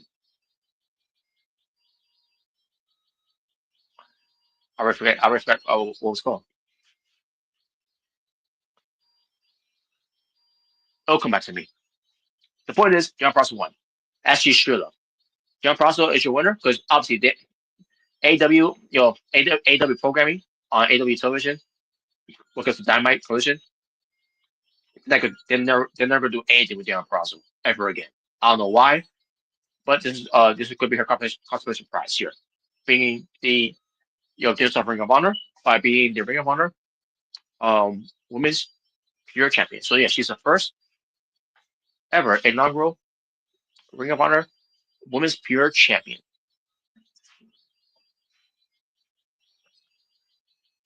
After the match, she gets confronted on the alleyway by Queen Amiela, who's wearing a neck brace, and shook her hand and all that, and says she's gonna be her down the road because they're gonna meet this with these two because this was supposed to be a match between these two at the semifinals. But again, Queen Amiela, she's hurt. So when the time she gets clear, hopefully Deanna Prazo is the champion. Unless you want to put the belt on Michelle Monet, I don't know. But I digress. But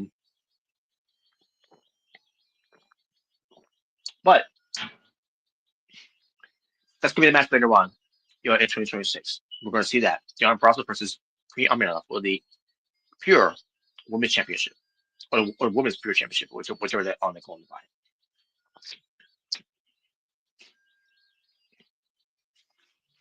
So we'll see what happens in 2026 because of that. Then we get to Lee Moriarty being accompanied by Shane Taylor because of Shane Taylor for the promotions.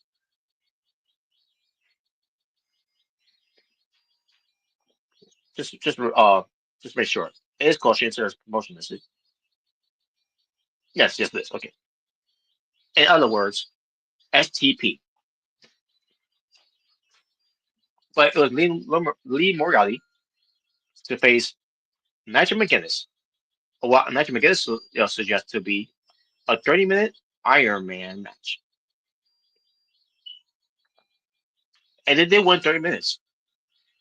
Nigel McGuinness had his original Ring of Honor Pure Championship.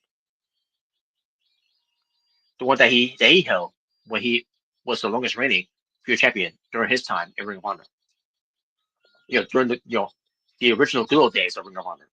Not the current days of Ring of Honor.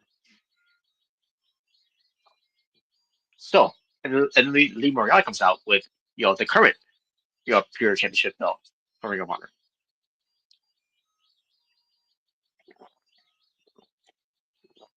So, Lee Moriarty got the first fall on the Nigel McGuinness.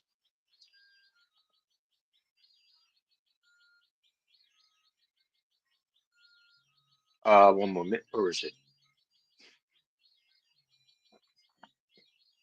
Did they get this right?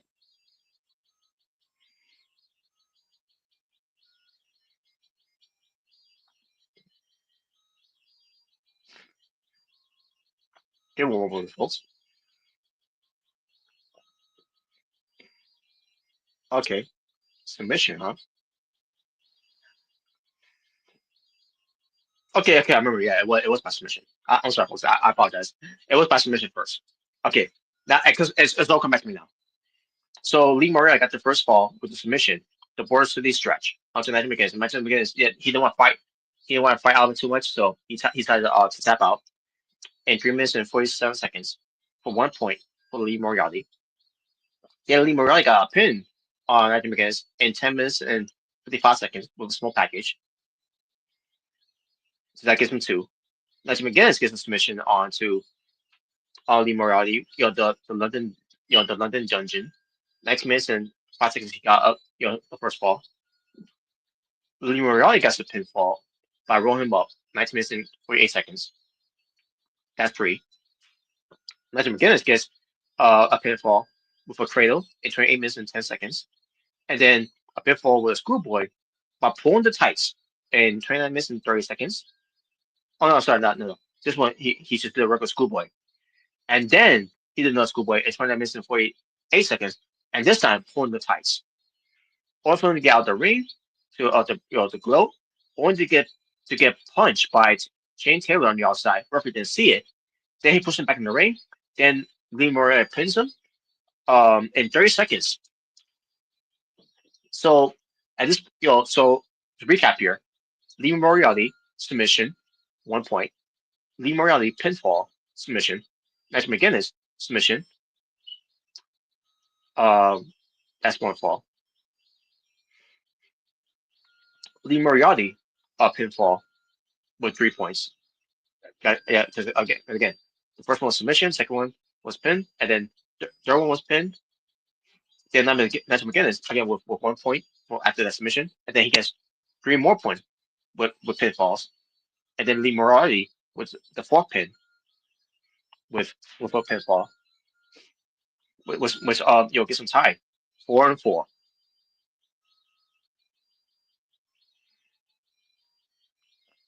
Oh, even better here. By the way, even better here.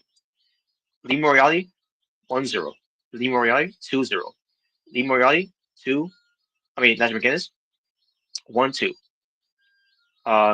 Lee Moriarty 3-1. Nigel McGuinness 2-3. Nigel McGuinness 3-3. Nigel McGuinness 4-3. Lee Moriarty 4-4. And finally, we get Nigel McGuinness leaving the ring. He's going ready to leave because at this point 3 minutes goes up, and Lee Moriarty comes gets on the microphone and says, let's go to sudden death.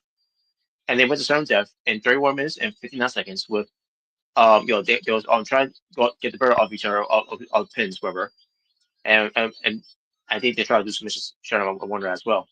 And all of a sudden, Lee Moriarty gets an upset on Nigel with a bridge and gets the 5th fall for the win. And Nigel McGuinness lose the match. So Lee Moriarty is your winner. He beat the best in the world. I guess that makes him now the new best in the world. Lee Moriarty. Yeah, young song heroes of best in the world that on the show that no one watches, unfortunately.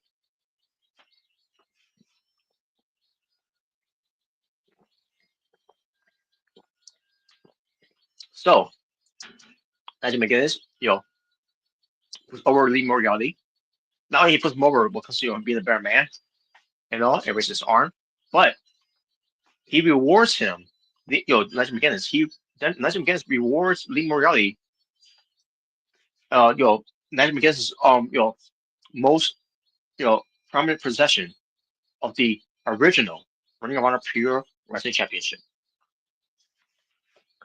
And Shane Taylor was trying to blow off Nigel McGuinness on that, and then McGuinness was piss off over that, right?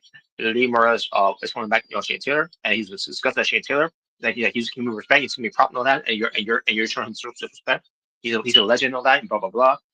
And Lee Moriarty's dude, just I'm getting away from you, man. You're unbelievable. You're so disrespectful.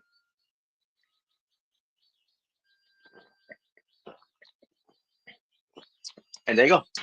So yeah, props to Lee Moriarty, man. For someone like me who didn't like Lee Moriarty, and believe me, there were times that I didn't like Lee Moriarty that much. But he's been pulling off a lot of hard work here in Ring of Honor, and he's really showing up here. So good for him, man. So that's what I want to see him. Yeah, I want someone like Lee Moriarty to prove me wrong. He sure as hell didn't prove Daniel Bryan wrong. And I mean Bryan Danielson. And that was it. And then after the match was over, then John Moxley, gets on the microphone. Cause I didn't mention something about the Continental Classic because it was promoted on Saturday's on Collision that no one watches anyways. But they're promoted it because John Moxley's gonna be on there, and he went up against Konosuke Tetsuya. I don't know the results of it. I mean, I forgot what the results of it because I was listening to a podcast of it. But came to it. And I don't know if I skimmed through it and I didn't hear that part, but either way, that match happened already with John Moxley and Konosuke Tetsuya. And I'm gonna look back at that. I'm gonna see that match on YouTube to see how that played out. Well, Moxley was cut a promo when it comes to that, and he cut a very good promo on here when it comes to being a conflict cassette and facing Konosuke Tetsuya. And the reason why I said is because he was sounding very good on the microphone than he was on commentary. It's like he didn't want to be on commentary for the brief time he was on there. And after that, he was gone. Like, you know what? That's good. Now you can go. Shoot. Go right off at the outside step. You Death Rider. But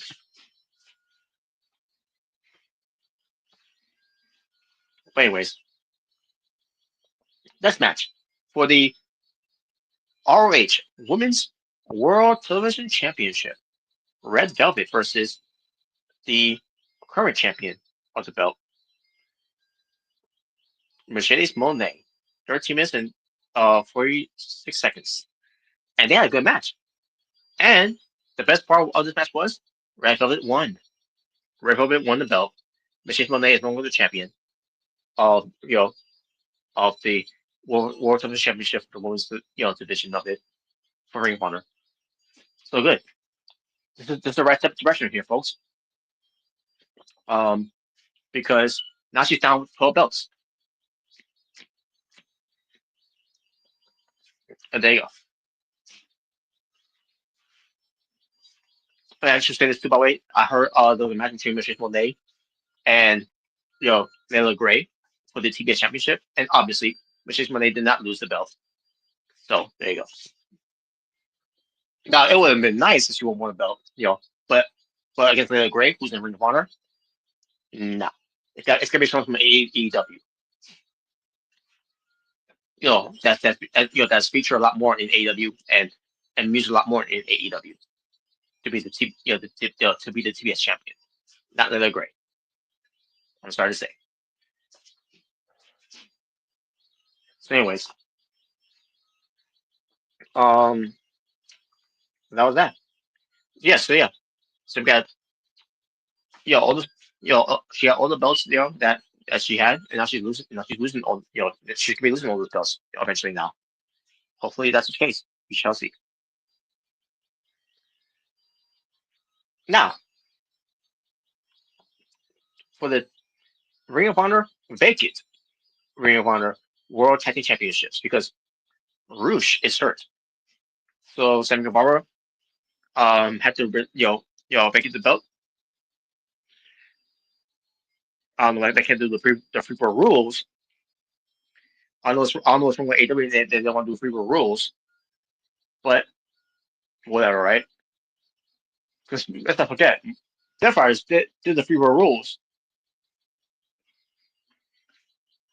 Because Pat got hurt, so Moxley stepped in. That's the two. The same show. I mean, the same company, I should say. They did a free for rule for the Death Riders, but they couldn't do the same at the time for the Bang Bang game. And now we can't do. And then because Ring of Honor, now we can't do the same when it comes to La Faction.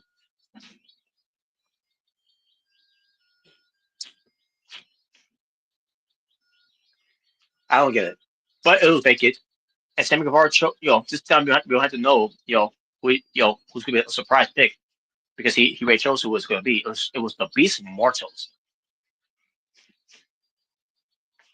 So La Facción Incomparables that featured Sammy Guevara and the Beast Mortals, they were up against the Dynamite Kid, Tommy Billington, and Adam Priest.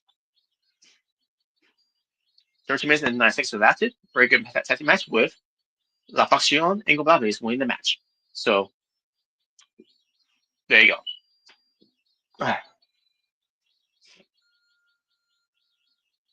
Then we get Eddie Kingston defeating Josh Woods. 9 minutes and 42 seconds. Why this match happened on the show? I don't know. Your guess is good as mine. Should it have been a collision? Yes, it should have. I don't know. It's just they were to do a buffer match, to cool things down, whatever. I mean, the match was fine. Eddie Kingston and Josh Woods, it was fine. But if you ask me, if I would have done this match on Ring of Honor Final Battle, no, it was really unnecessary to do this match. So, but Eddie Kingston won, so he needs some momentum going into the show to go into winter is coming for this coming Wednesday. So there you go. Shane Taylor Productions that features Shane Taylor, Cody Bravo, and Captain Sean Dean defending their Ring of Honor World Six-Man Tag Team Championships with Anthony Ongogo and Trish Adora there. 11 minutes and 29 seconds lasted, and they defeated Skyflight, which features Scorpio Sky, Dante, and Darius Martin, being accompanied by Christopher Daniels and Layla Gray. This match was good until we got to the shenanigans they did. Remember I said when it comes to WWE, TNA doing way better shenanigans than AEW does? Well, you can also lump in AEW and Ring of Honor in that category where they don't know how to do shenanigans right. And they did some shenanigans in here and it was all wrong. I hated the shenanigans they did here. But in the end, it was STP, Interior Productions, winning still your six-man tag team champions.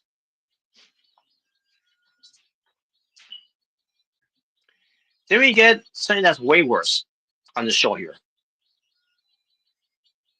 This is one of the worst matches I've ever seen in Ring of Honor television history. But then again, it ain't the first time I saw something that was worth Ring of Honor match in television history. Not easy to say because of that, because Ring of Honor just had a television show. Because I'll be on the network. But hey, maybe they can have a chance now, Ring of Honor.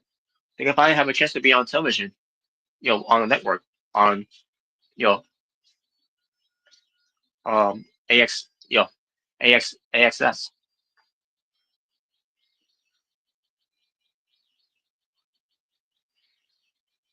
I digress. But this next match I'm talking about here was one of the worst matches I've seen. And again, it's the first time we'll consider who I'm about to talk about here. We have for the AEW National Championship, Ricochet defending against Dalton Castle. And yes, Dalton Castle is someone I was talking about. The worst match I ever saw at Ring of Honor that featured Dalton Castle and Johnny TV. Trying to be trash. And you can lump this category into it as well. And especially where I met with Ricochet.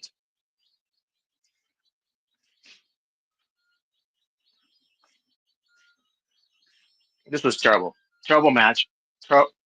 Terrible title match. And it was the first ever title defense for this AEW National Championship title. And of course, it came from Rico, out of the expense of Rico Bitch, who's the champion. Which is already a bad start for when you put the belt on him. Anyways, this is terrible. And Don Castle was terrible too now. I don't know what the fuck happened with him.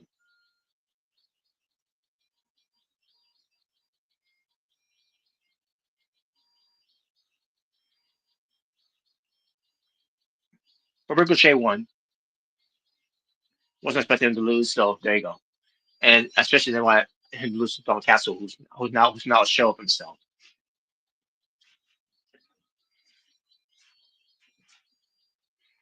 Then we get to the survival of the fittest match for the Ring of Honor World Championship. And no, folks, this is not the main event.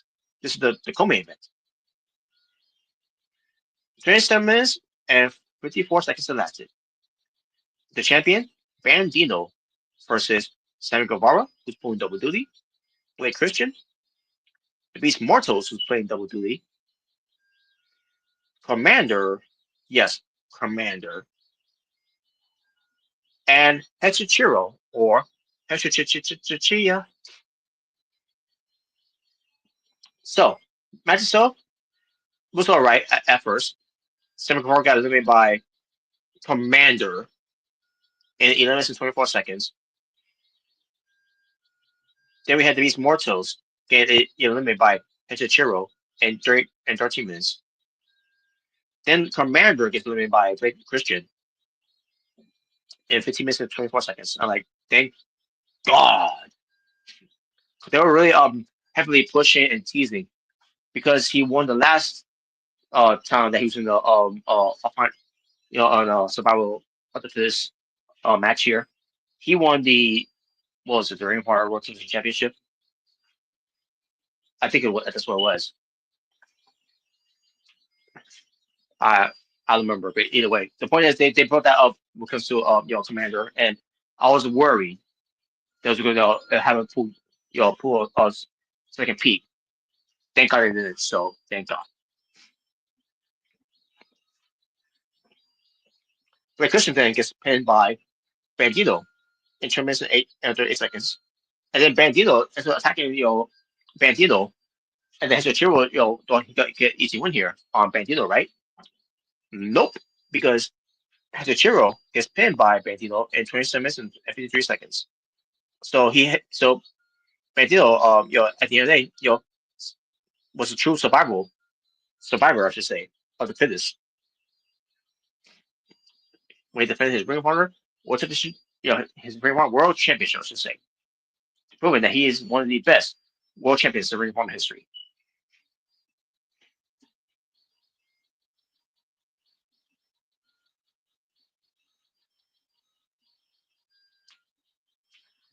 So yeah, there you go.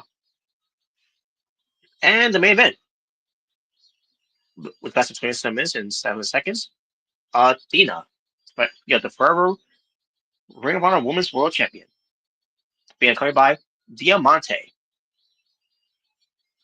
and she will against this challenger, Persephone. I'm pretty sure y'all remember Persephone from El Paso, Texas. Yeah, so Persephone, we've seen her wrestle a couple of times in the ring for AW.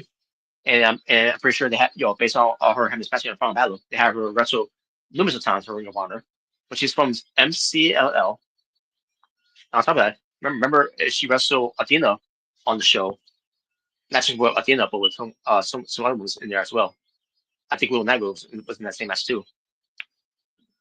But Persephone was always on the show, where Athena was wrestling for Wrestle Dynasty. And she was impressive then, and she's impressive now.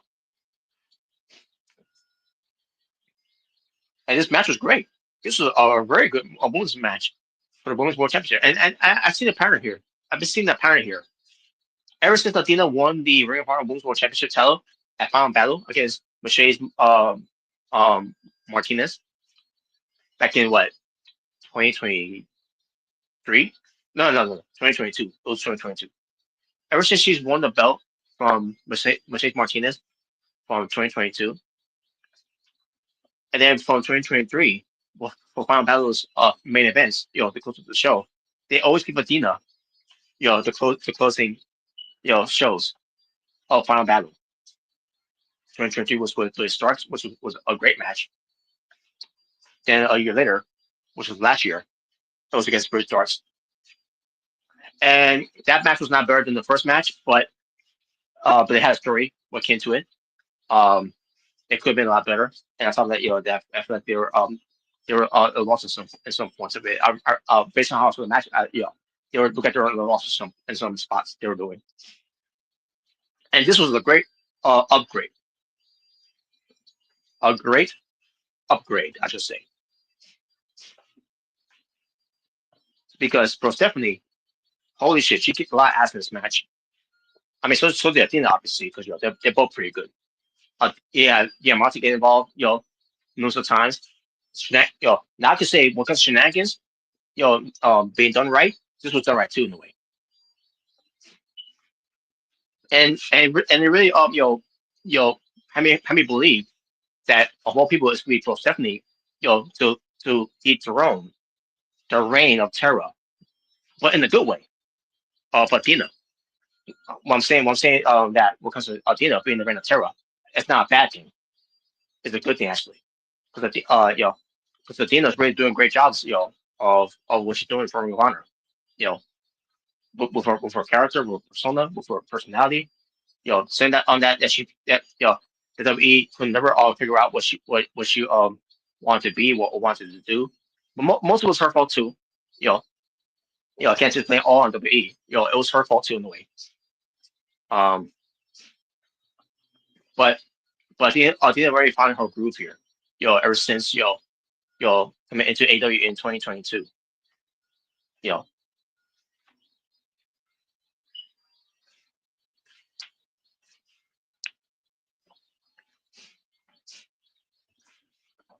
Now wait a minute. I know she was fired around 2022, or was it 2021?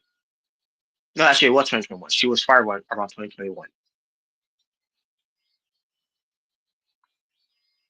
And it's gotta make sure of the two probably folks when it comes to 2022 a Final Battle.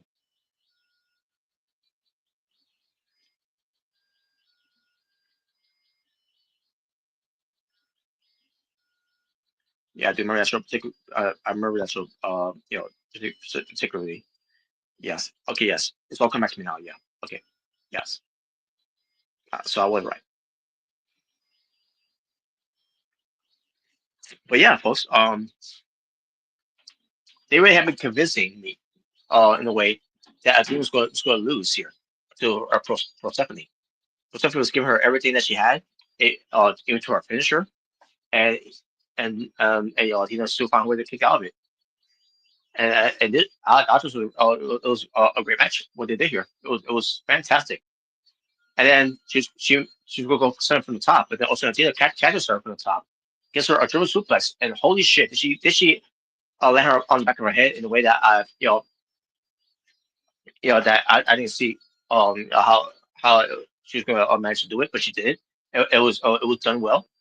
And then Athena goes to the outside of the corner to go for her old face, and she hits it. And the way Persephone sold it was pretty good.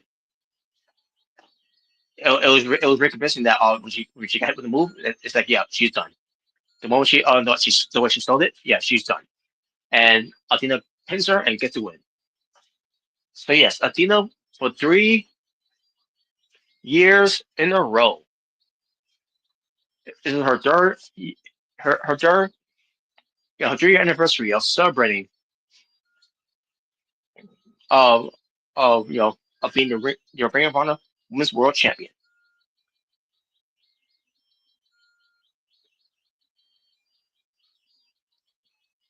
And then we have Pro Stephanie. I mean, not Pro Stephanie. Then you have Diamante and Billy Stark in the ring to celebrate with her, and the show ended with Dina, reigning supreme. Still, your Ring of Honor forever Women's World Champion.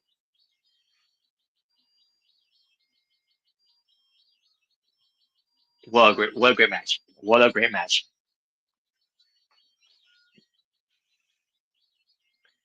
And that was the show. Now, as far as the show overall, most of the show I enjoyed. There was some stuff I didn't enjoy. Most of the stuff I did enjoy, I enjoy. I still enjoy the show for what it was. So very very good show. And the main event really sent home for me.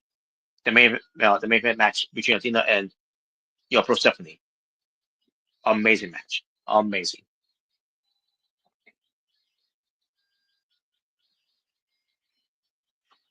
And there you go, folks. There you go. And now to end this, folks, because folks, this has been an episode of Being the Asylum for episode 268. Because it's the Rugrats. It's the Rugrat. Yeah.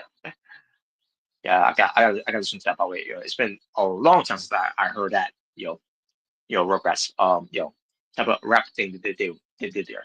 For Nickelodeon. It's the Rugrats. It's a Rugrat rap.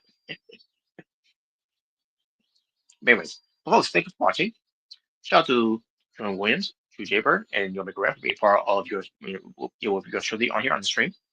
Shout out to Dion Murray who's on here, and that was Jungle Gamer 85. Thank you so much for moderating this channel. Also, shout out to Tokyo, who's also a moderator of this channel. Who wasn't here, but he's a moderator. So I always give my moderators a shout out. So shout out to my moderators for moderating my channels. And there you go. Shout out to everyone that watched but didn't comment it in the live chat.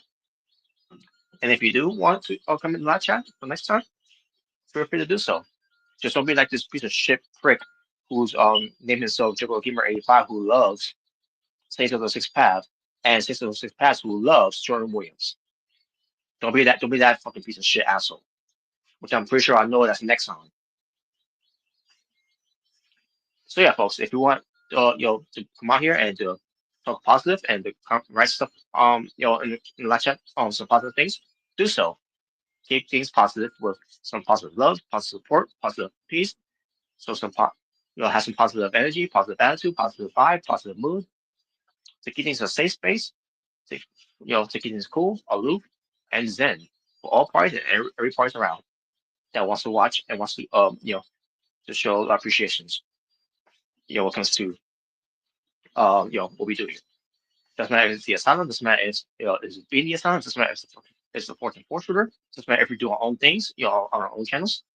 It's just nothing but just positive vibes around. And also, keep things positive, keep things when it comes to positive trolls. On this piece of shit that had to block. So, folks, there you go. That's all I got to say from there. So, that being said, folks, as far as what's happening later on tonight, I don't know what I'm going to plan on doing later on tonight.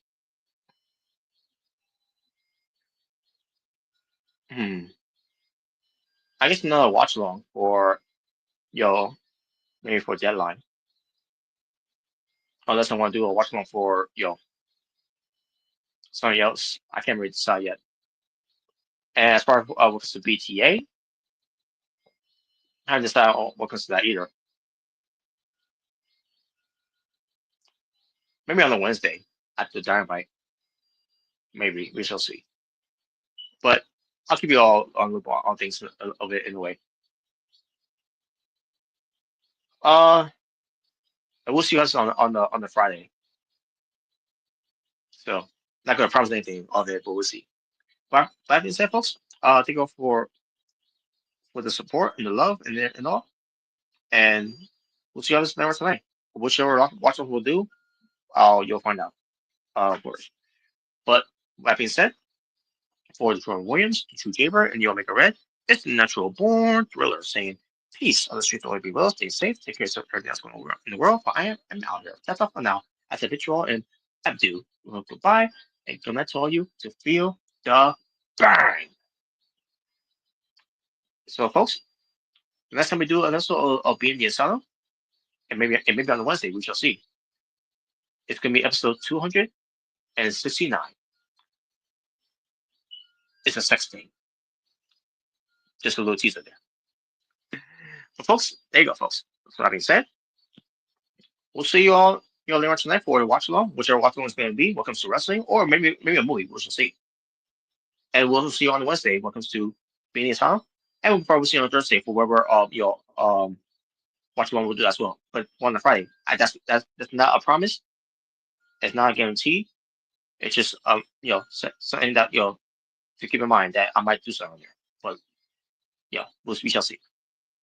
But until then, take care of yourselves and each other. God bless, peace, and take care.